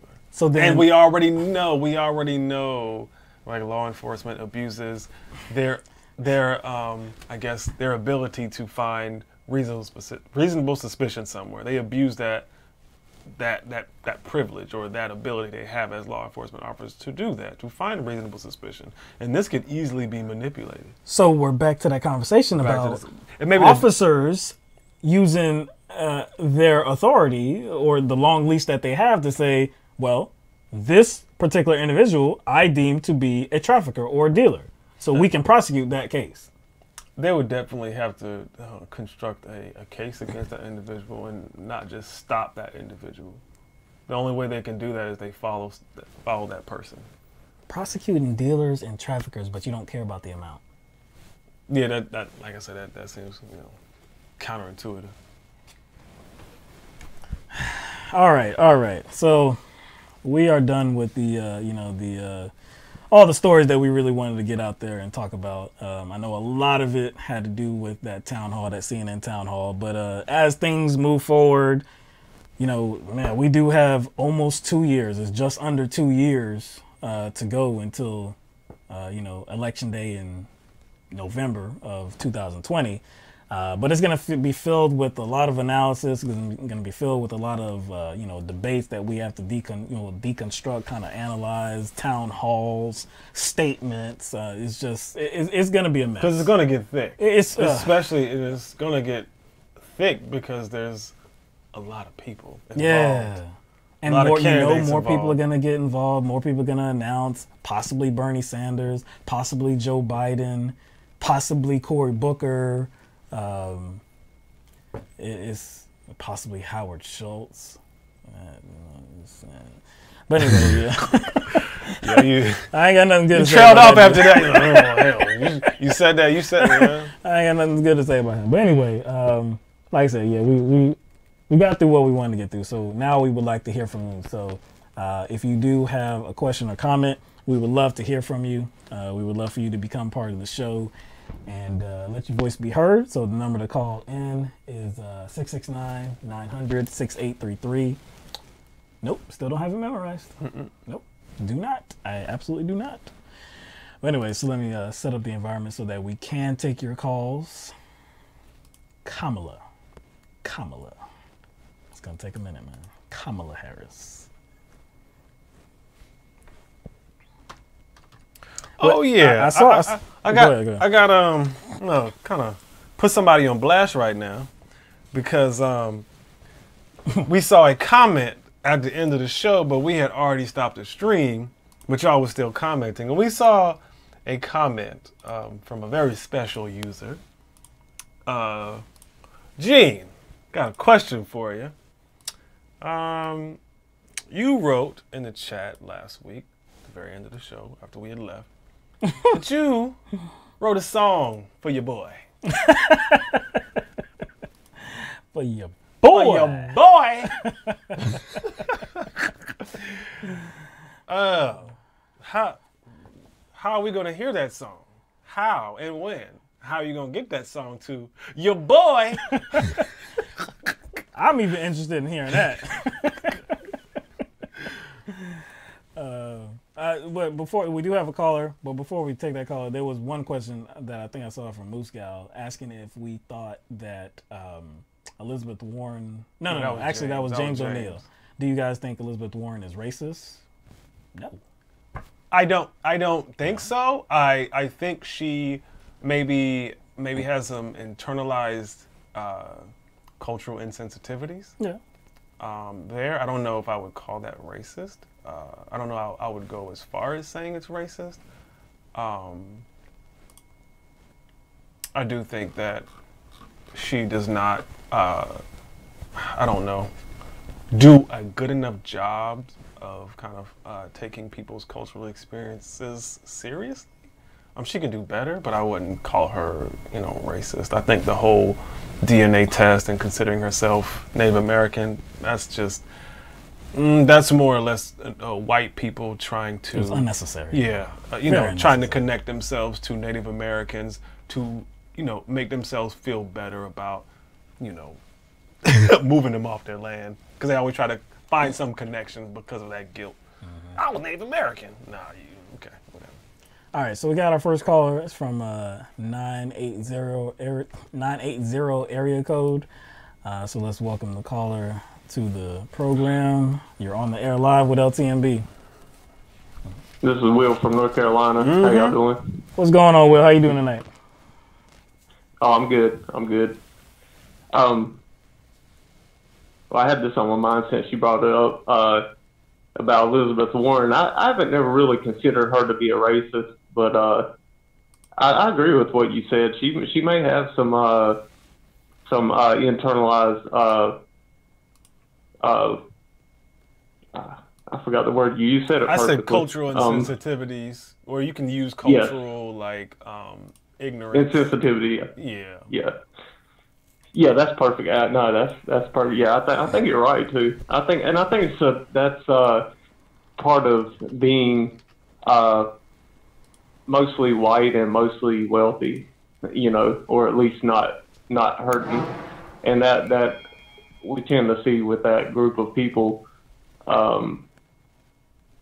a hard time being able to understand what it's like to be in a very low socioeconomic class, but also being a minority on top of it, and or just being a minority in America, period, is you don't escape those consequences. And if you're a minority in America, you're gonna know it, you're gonna feel it regardless. So is the fact we've come a long way, but we're not anywhere near where we should be, and I think that's because the civil rights movement was great. I mean, you can consider that a victory at what was trying to be achieved there, but that should have those laurels shouldn't have been rested on. That should have moved directly into a an economic equality, move toward pushing for that, so we could really achieve and sustain a non-prejudicial attitude in this country and across the world. So, but yeah, I agree with that. What you said though about Warren, and there was something else I wanted to address really quick. With Donald Trump, I know still, man, it seems like he's been president for 20 years. But yeah, I think he cannot be president again. Thankfully, we've had the kind of resistance in this country to stop a lot of what would have happened if we didn't have that resistance. But he's still causing a lot of problems. And the damage, I don't know. It sucks to see that damage. It sucks to see us going backwards. And I don't think without Trump, if like Hillary Clinton was president, I don't think we'd be moving forward at all.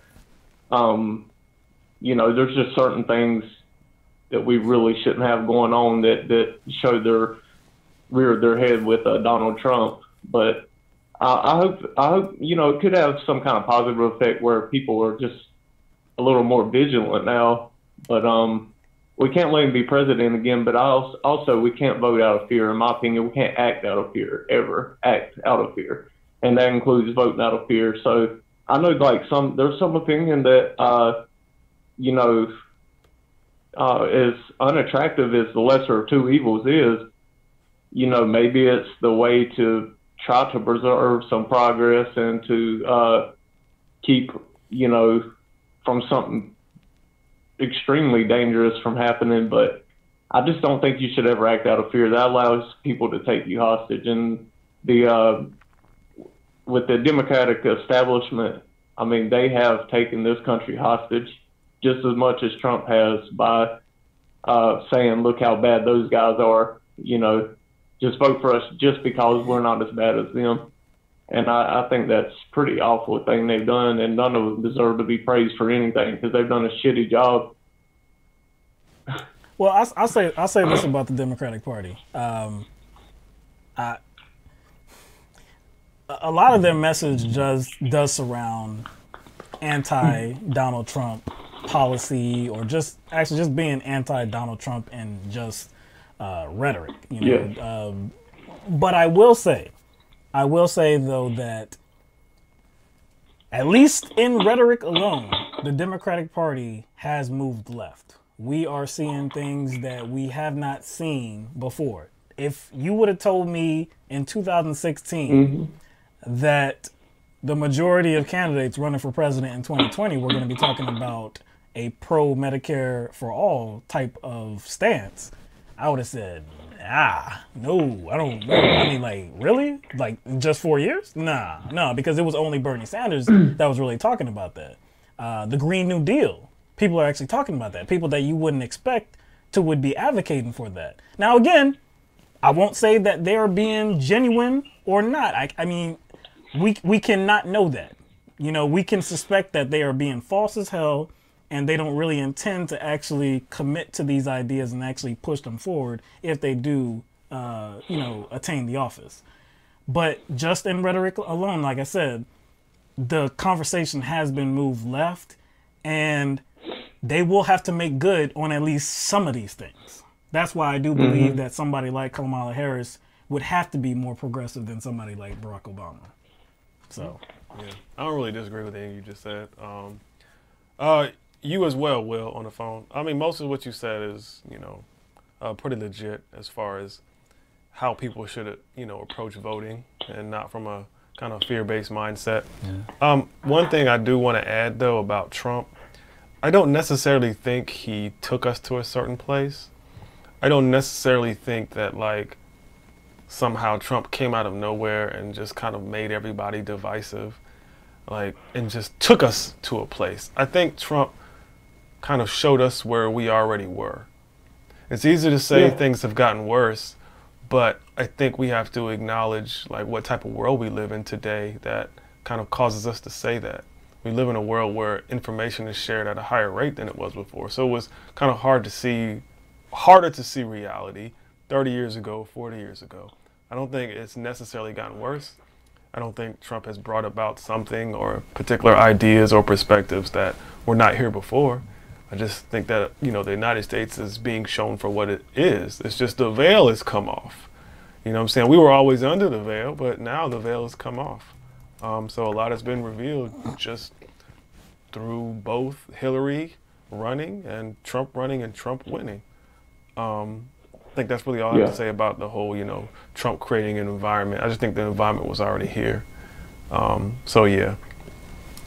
I agree completely with that. I completely agree with what you said. I just want to make one point, though. I believe that, you know, obviously those underlying or those hidden, not hidden, but, well, kind of hidden, like that stuff that Trump brought out of the shadows, yeah, it was already here. You're right. It was an unveiling of a very large part of American society. But I don't think they come anywhere close to represent the majority. So I think that's a good thing. I think the election results showed that, even though, you know, we have this stupid electoral college. But it, you know, it still don't look good when there's that much support or that much that, you know, support for somebody like Donald Trump. So I don't want to. I would caution to not think that represents anywhere close to a majority. But with Donald Trump becoming president and seeing some of the effects of that, you know, it definitely showed that there's significant support for some really bad ideas. Yeah, I think we both agree with that. And yeah, I don't think the majority of us are, you know, subscribed to that type of bigotry and racism, xenophobia, sexism. I don't think a lot of transphobia. I don't think most of us actually subscribe to that. I think a lot of people voted for him thinking that he was actually going to be something that he never showed himself to be. They just really put on him something that he never was or was never going to be. Yeah, they projected all of their hopes onto him, even though he didn't display any characteristics. Exactly. You know, that would, you know, legitimately cause somebody looking at Trump observably. Yeah. I mean, observably. They got looking at him objectively, like, to think that he was going to carry this stuff out. Yeah. I think they just projected that onto him. Maybe they were so desperate that they did that. It was like they were biased. Regardless of the bias, regardless of the motive, again, not throwing out the term racist too much, but it doesn't matter what the motive is. Obviously, they projected something onto him that is not true. And they're just willing to go any length at still believing that stuff is true, even though it's not taking place, because they're still living in that fantasy, that reality that they projected onto him. Yeah, and they can't let go of it. And they can't let go of it, man. But, yo, bruh, we appreciate you calling the show once again. You always, you know, are consistent in calling. And appreciate you for having your thoughts together as well this time.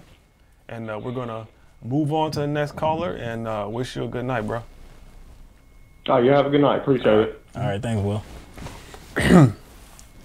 All right, let's get to 770. Ugh, I can't say zero right now. You can't say zero, can't say Schultz. 770, what's going on? You're on the air with LTMB. Hey, what's up? This is Tony. What's going on, Tony? Good to hear from you, man. Damn, man. It's like,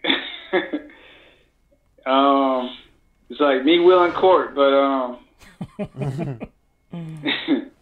I remember last time we was talking about Kamala Harris, and if simply because of the nature of your business, the nature of what y'all do, and specifically because y'all black, I know y'all been seeing what's been going on with Kamala Harris. I've been trying to ignore it, Tony, but it's just since we already know, the circles you run in, you can't avoid it.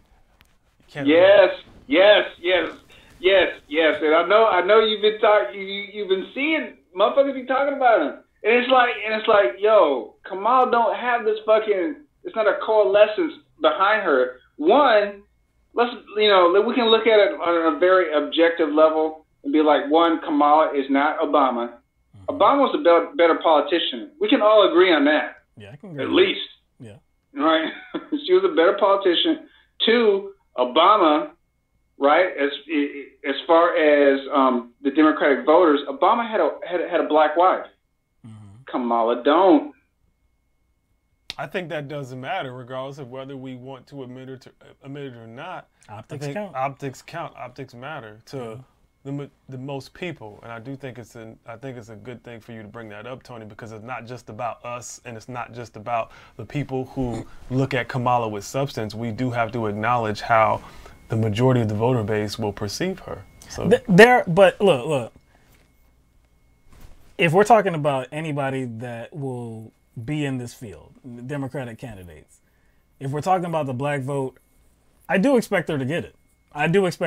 Now, Trump won without it, so we don't know what it's going to mean for 2020. Yeah, but that's Republicans. When we start looking historically, we're talking about we're going all about like Lyndon Johnson. Oh yeah. Mm-hmm. White people vote, percentage-wise. Right. They usually vote Republican. Right? And so then the black people vote Democratic. Mm-hmm. Right? So then we start talking about, how it got split after the realignment. Mm-hmm. There's certain things that go along with it. So would a black man with a white wife, would he get the presidency? I don't think so, dude. I really don't. I don't know. Boy, I don't know. That's a good question. That's a really good question. It may depend on what's going on at the time. You know what I'm saying? And like, I would say a year or 2 years from now, almost, like, what's going to be going on? You know what I'm saying? But it would have to deal with that candidate too. Like, if that candidate had a past of speaking up for, black issues. Oh, so not just if they had that past, I don't know that it would matter, I guess, that much for it to keep them out of office. The one thing that Kamala does have are the AKAs. Oh, excuse me. You know she's gonna use it. But she's gonna go to excuse. Of course she is. All right. Of course she is. All right. I understand that. And that had it. But at the same time, those same sororities. Mm-hmm. I'm not saying the fraternities. The sororities played a role in Hillary Clinton getting she got the party nomination in 2016. Right. But there was they didn't play a role for Obama. Right. What played a role for Obama was that he married Michelle. Right. Okay. Mm-hmm. Yeah. I can agree. I can agree with that. Yeah. I can run with that. Yeah. So what you're saying about Kamala is maybe Kamala. Sorry. So when I say Kamala, it sounds like I'm trying to say caramel. Kamala. I guess Kamala sounds like. I know. I'm probably mispronouncing it. Kamala. Right. It just sounds like a topping you put on like ice cream or like pie or cookies. Put some Kamala on there. Yeah. But anyway, that's an interesting take. And I think it's it could be a combination of two things that will determine how black people support her. And that's what Will mentioned. Like, will they see her past and her representation, her reputation as one that's supportive of, you know, I guess, the black struggle. And then two, what is the climate going to be like in 2 years? That's true. And where people's minds are going to be. Are they going to be desperate? So it's a combination of, what? You got something to say? No, yeah. I agree with you. I also think that it also depends on not only what happens within 2 years, and it also depends on what she does within 2 years. That's my bad. You're right. That's the third thing. It's probably more than that, but yeah, that's probably the third major thing. You can add more. But in this field, though, you know, in this field, the only other black candidate is, I would think, probably going to be Cory Booker. Cory Booker ain't gonna get. There is no way he's going to eclipse Kamala Harris. Yo, check it out. I hate talking shit about another black man, even though, you know, whatever. But everybody sees him as a snake, man. Yeah, I know. So I just don't think he'll be able to. He doesn't, and of course he doesn't have that same charisma as his beige brother and Obama. He doesn't have any charisma. Have you seen him? Like, zero. It's all manufactured. It's all manufactured. Like, he looks like he's kind of like when they were on the stage, the Medicare for All. He was acting like it was his bill. He was getting way more animated than anybody. He was getting too turned up. You could tell it was a show. Now check it out. Now I know you guys are like we all real close in the same age. Think about it. Booker is like close. He's close to our age. He ain't that far. No, he's not that far. It's like, wow, dude. Like, you're phony as shit. If he was our boy, we'd be like, yo, dog, you're phony. No doubt. I'm glad. You know what? That's good that you kind of reduced it down to like a personal interaction, right? Because I think people that carries over to how people view a public figure. Like, man, I can look at this joker and tell he's whack. Yeah, you know what I'm saying? Yeah. Like, because you knew him in school. You knew him in school, so you can sense it. So you can smell it. Exactly. I agree with you. I totally agree with you. And I'm just thinking about it from, like, you know, like a military level. Like, we all hang out in the barracks. We're doing our thing. Before we go out, we got to go on a formation run in the morning, and then we got to go build up for the deployment. And it's like we be telling these other people, you know, even black men, sometimes white boys, you know, because there's cliques that happen in the military. And it's like, yo, dude, you're like fake as fuck, dude. Not fucking you. That happens in the military. I know people think the military's all one big hunky-dory family. We all like, oh my God, I love you. No, just dude, like the rest of society. You know, and I think that's important to mention because people seem to think the same thing about sports teams too, like football teams and basketball things. There's cliques. There's cliques. Thinking everybody's friends, and it's like these people that go into those, you know, that institution, like you said, the military. Like, the pool of people the military is choosing from is the same pool. It's the human pool that we choose from when we make friends. Right. They're choosing from the same group of people, so there's going to be the same divisions. And so I do think people mistake camaraderie for friendship. Yeah. And I think that's why, you know what I'm saying? You can smell Cory Booker a mile away, man. He's fake. He's phony.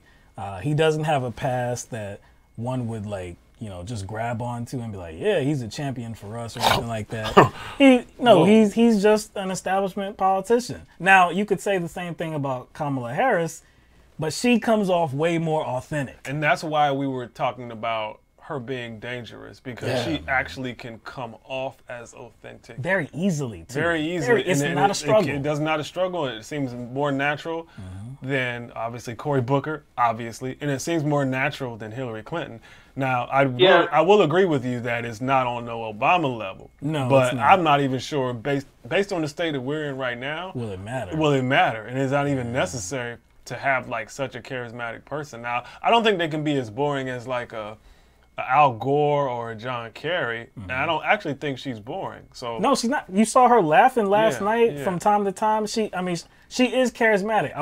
You won't put her up there with Barack Obama, but she comes off very natural. She's very polished, but it's not to the degree that it's too much where you would look like you're fake. She just comes off as somebody that's trying to relate to people and that are given just natural answers, something that's coming right from the heart. That's what you would believe if you just looked at her on the surface. And I think it's important, like, to point that out, because sometimes we have to come to grips with the fact that politicians are humans too.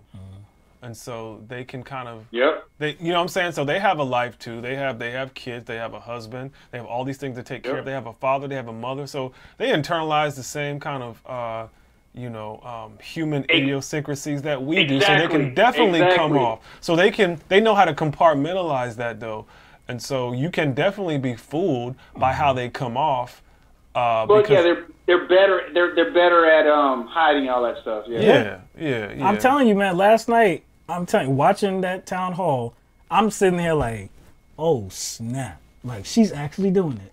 I expected her to come off very well, but I was not expecting what I saw.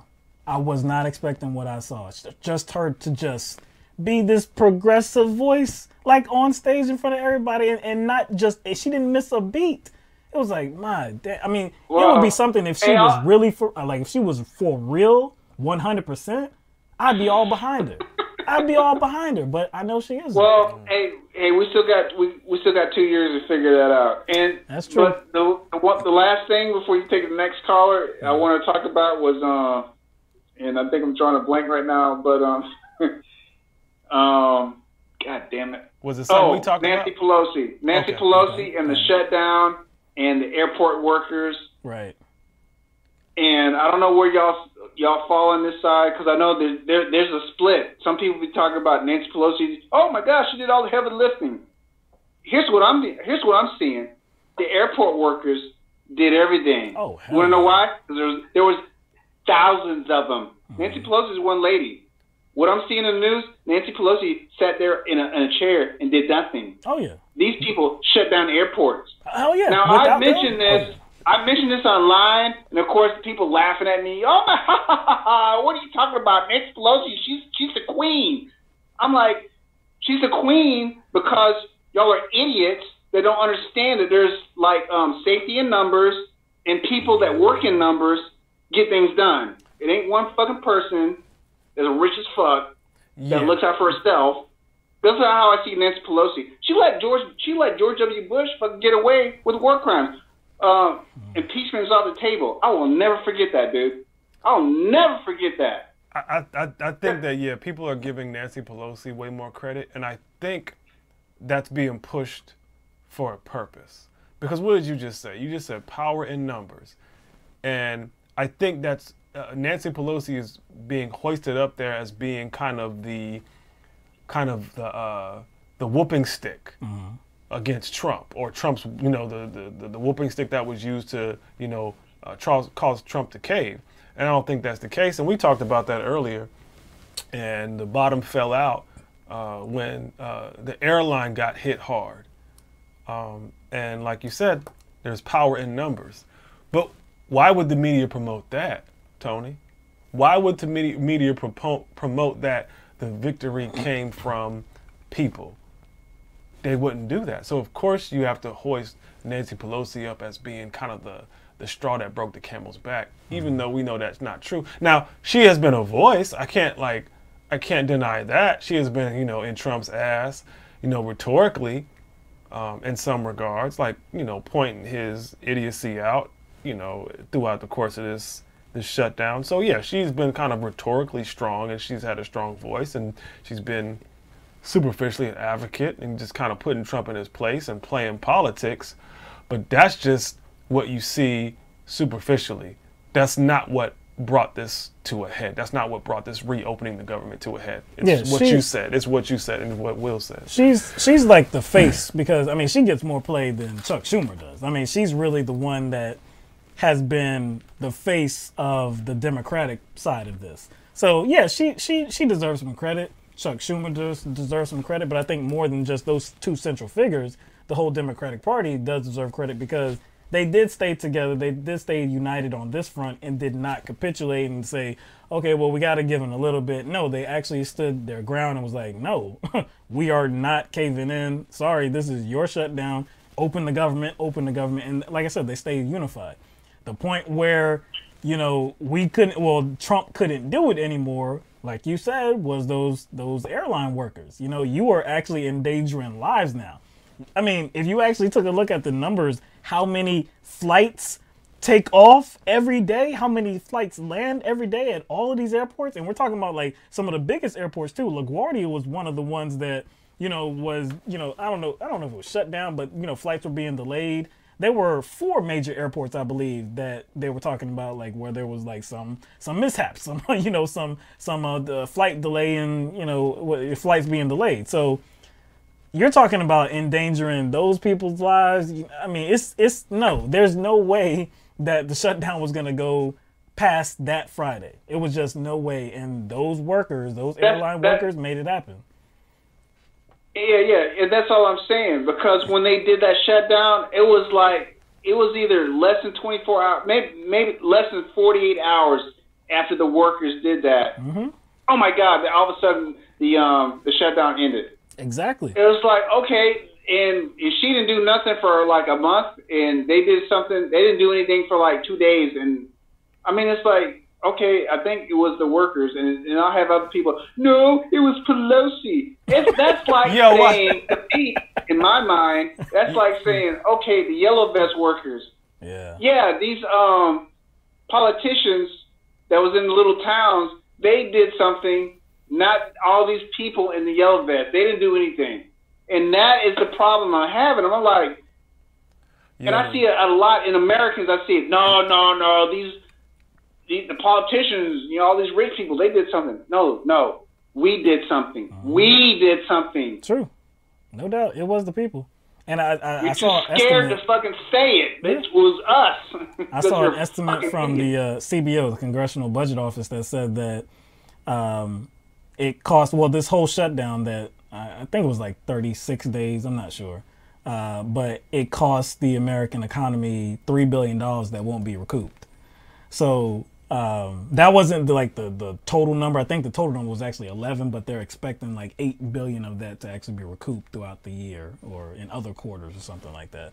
But 3 billion won't. So there are lasting effects that it had. And look, man, like on Thursday, again, we talked about it. There were 2 bills that failed in the Senate. 2 bills that failed to reopen the government. And just the next day, when these airline workers were making noise, that did it.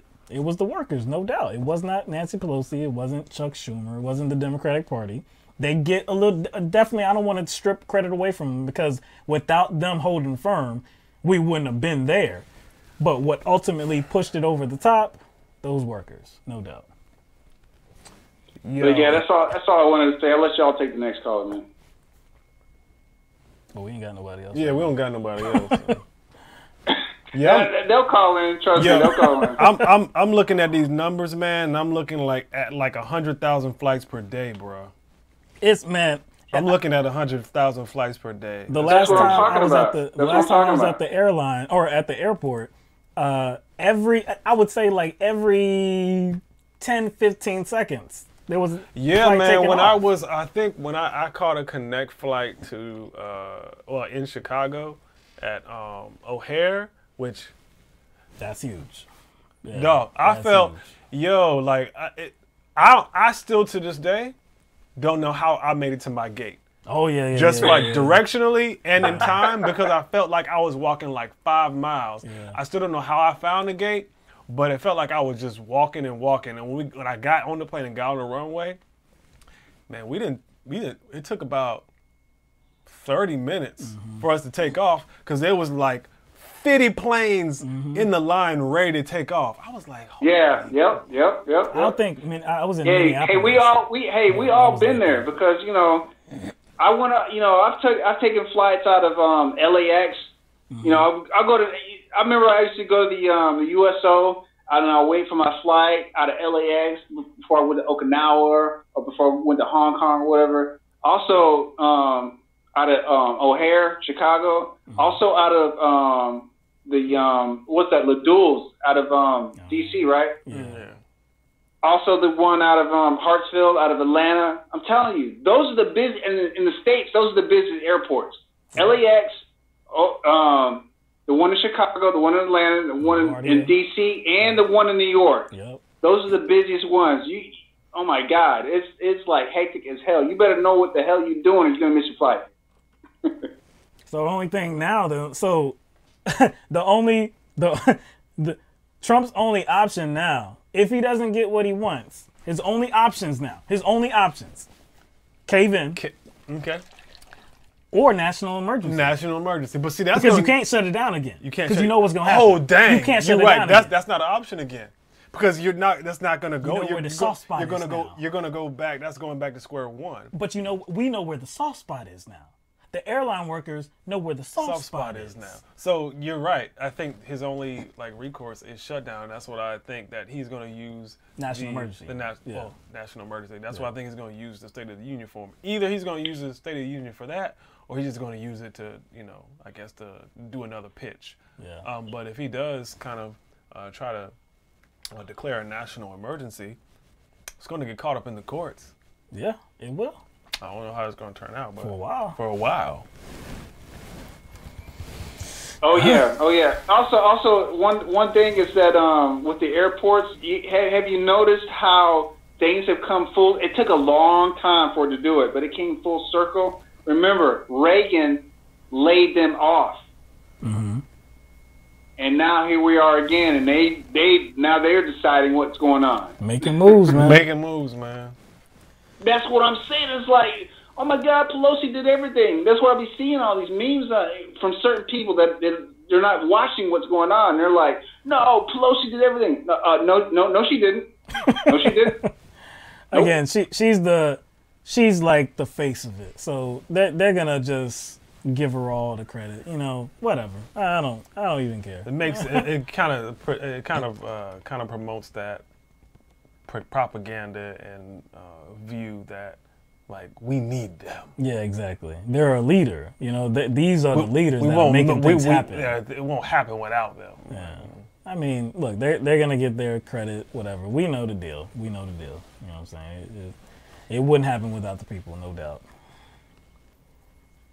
Yeah, man. I don't know. That just bugged me. Y'all got another caller? Nah, but we are running out of time, so we gotta go out. We gotta get out of here. All right, man. I'll talk to y'all later, man. All right. Appreciate you calling in, Tom. All right, man. I like the way he said Pelosi. I can't even remember how he said it. I can't even do it, man. He tied a voice to it. He tied a voice to it. The way he sounded, it sounded like that character off The Simpsons, that nerd, that comic book nerd that always eating candy bars and got that junk around his. Yeah, he sounded like that. Yeah, well, one thing I guess didn't think about it at the time when he was on the phone. Will was bringing up that the majority of people do not, I guess, have this same mindset of like a Trump supporter. The majority of people in America do not have that mindset. Mm-hmm. That is true, but do numbers matter, though? Do numbers matter, in a sense? Sometimes numbers don't matter because we talk about the 1%, right? They represent very small minority, but they still wield a lot of power based on how much money they insert into our political system. So, in a sense, it's not about whether the majority of Americans think Trump's base, Trump's extreme base. It matters how much their voices are elevated. I think that matters too. How much credit their grievances get in the national stage. I think that's important too. Because remember, he didn't win the popular vote, but he still got in. Nope, he still got in. Man. And he has the power to, put people in cabinet positions, appoint federal judges, appoint Supreme Court justices. So he has the power to do all that. So really, when you're talking about people not being in the majority, did that matter in 2016? Nope. And we have gerrymandering in states. Always have gerrymandering. So exactly. So that's the thing. That's the balancer of that kind of perspective that says, hey, they're not the majority, so we ain't got nothing to worry about. But we have gerrymandered districts that kind of supersede that, where people that actually shouldn't, get the benefit of the doubt as far as power are still getting in. And we covered North Carolina, we covered Wisconsin, and where else? Michigan, where the Republicans that are supposed to be leaving office are trying to change laws so that the Democrats coming in don't have power. So at the end of the day, it's not just about numbers. We need to, I need, because it's easy to get, I guess it's easy to not provide updates on stories because we go through so many of them. One update that I definitely want to do, or I want to check into, is North Carolina.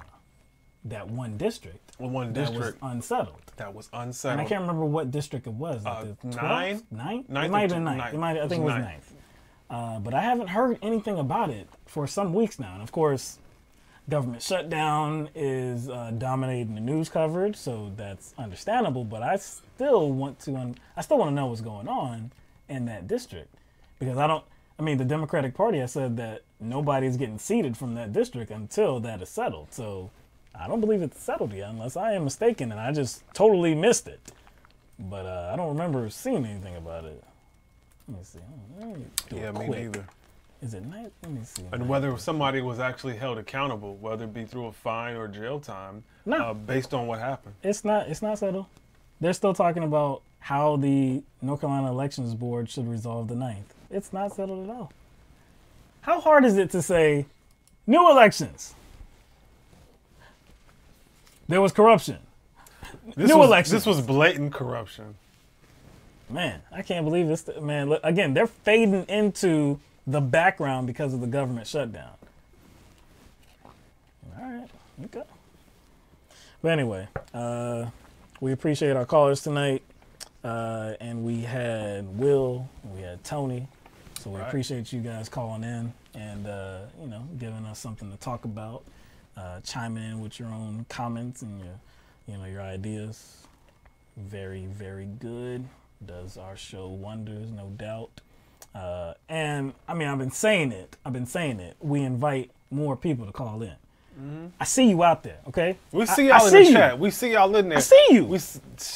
I see numbers too. I see people watching. So I see you in the chat. And so when we flash the number to call in, that's for you. That's for you. That's for all of you that, fail to get up on the phone. So, whether you disagree with us or you agree with us, whatever, if you have a comment, if you want to be like, you know what, I like what you said, man, straight up. Yeah. You can just leave a quick comment, whatever. If you have something on your mind that you want to ask about, again, we don't screen calls. We don't really have that capability right now. I was about to say, we ain't got that, majority report, David Packman, TYT / This is a two-man operation. The 2 men that you see right here, there's nobody behind the scenes. We just try to take care of all this. There's no control room. No control room, no producer, no nothing like that. So, to pay a phone bill. That's rough, man.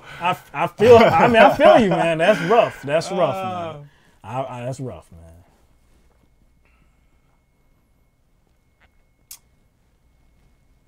Just looking at some comments here.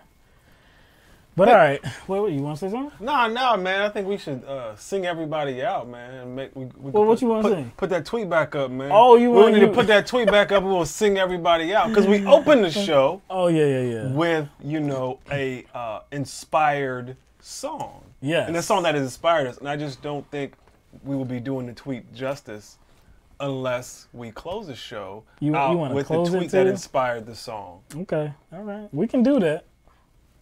You know what I'm saying? Just let me know when you want to go, man. We done? Yeah, we done. Are we done? Yeah, we done. Sometimes you want to go where everybody knows your name. Doom, doom, doom, doom. And they're always glad you came. Doom, doom, doom. You want to be where you can see the troubles are all the same. You want to go wherever. See, you said go. I go. Said, see, this, my bad. You see, it says B, and then it says go on the last. See, it's confusing. It's confusing. So let's say go on the last one. Yeah, it says go on the last one, and B on the first one. See, because it says B, and then it's a double time. Like it goes right back in that chorus again, and then it's go. Yeah. You know how long that damn song is? Yeah, man. Have you ever looked up the? It's like 2.5 minutes, something like that. I would say the original song is tight. There's some weird lyrics in it, but the original song to me is tight. But it's long as hell because all I knew was like the theme music. Yeah, true. Which is like a minute, chorus, like the theme song, and it was like about a minute. Yeah, I think it's like right out of it. It's like a minute and 20, and it's like it's still images. Mm-hmm. It's not anybody walking around. It's not like scenes from a show. It's still images. It's painted images. Mm-hmm. But it was about a minute and a half. But if you go look up like the actual entire song, it's pretty long. Yeah, but thank you, Ben. That's dedicated to Ben, though. You know, he just wants some friends during the shutdown. You know, he just it's the maybe y'all should maybe y'all should go to his Twitter and follow him. Yeah, man. Follow Ben, man. And request to follow back. No doubt, man. You know what I'm saying? Because he's looking for friends, yo. Yeah, man. He's looking for friends. No doubt, man. Ben is lonely over there, man. You know, it's lonely for those, xenophobic, racists, I mean, I'm sure, they got some kind of, they got comfort. You know what I'm saying? They got some people, but I guess they need more. And they are feeling some type of way knowing that Trump caved. That hurt. Oh. That hurt. So you know what? That hurt a little bit. If you were counting on Trump to come through for you. Yeah. If you were counting on that, Trump would, be standing on top of a wall prototype. Like on the top of it. On top. On top of 30-foot wall. That's what you were expecting, and you had a letdown like this? Emblazing Trump. I mean, just like, bam! On the wall. What? You know they wanted that scene. But man, you missed out. But if you didn't get that, you know what? You would probably feel pretty lonely and be searching for friends. No matter if you have thousands of Twitter followers and, loyal viewers, like Ben Shapiro. So that's more emotional for him. So he did feel quite alone. Oh, yeah. So I can see where he was coming from. Because there are some conservatives that are running from people like Ben because they view it as a cave. I don't know if Ben feels like it was a cave. I think he views it as a letdown. Like, oh my gosh, I'm heartbroken. You want to be where everybody knows your name. Oh, that was hilarious. Yo, when I saw that, I was like, "You put that out for the public?" There's still a part of me because I don't like the dude. It's like weird. He can be right sometimes, but he's like way off base and he's disingenuous and he lies most of the time. And there was a part of me that was like, I've seen him be funny and sometimes he can be witty at times. Mm-hmm. So maybe he was just joking. I'm still holding out that he was. Oh, man. But either way, it was still funny. Yeah, it was very funny. But anyway, we're going to wrap this up. And the next program will be on Thursday, 7 p.m. Eastern Standard Time. Again, shout out to all of our callers, Tony and Will. All the people in the chat section mixing it up, asking questions, talking to other people, no doubt. Appreciate that. Shout out to all of our patrons on patreon.com. We appreciate you immensely for funding everything that funding the operation LTMB is. The operation, son. The whole operation. I'm over-exaggerating everything. And all of our viewers too, man. Everybody on YouTube, Twitch, Periscope, appreciate you joining us. And we will see you on the next broadcast. Again, Thursday, 7 p.m. Eastern Standard Time. Till then, peace. Peace out. Let the madness begin.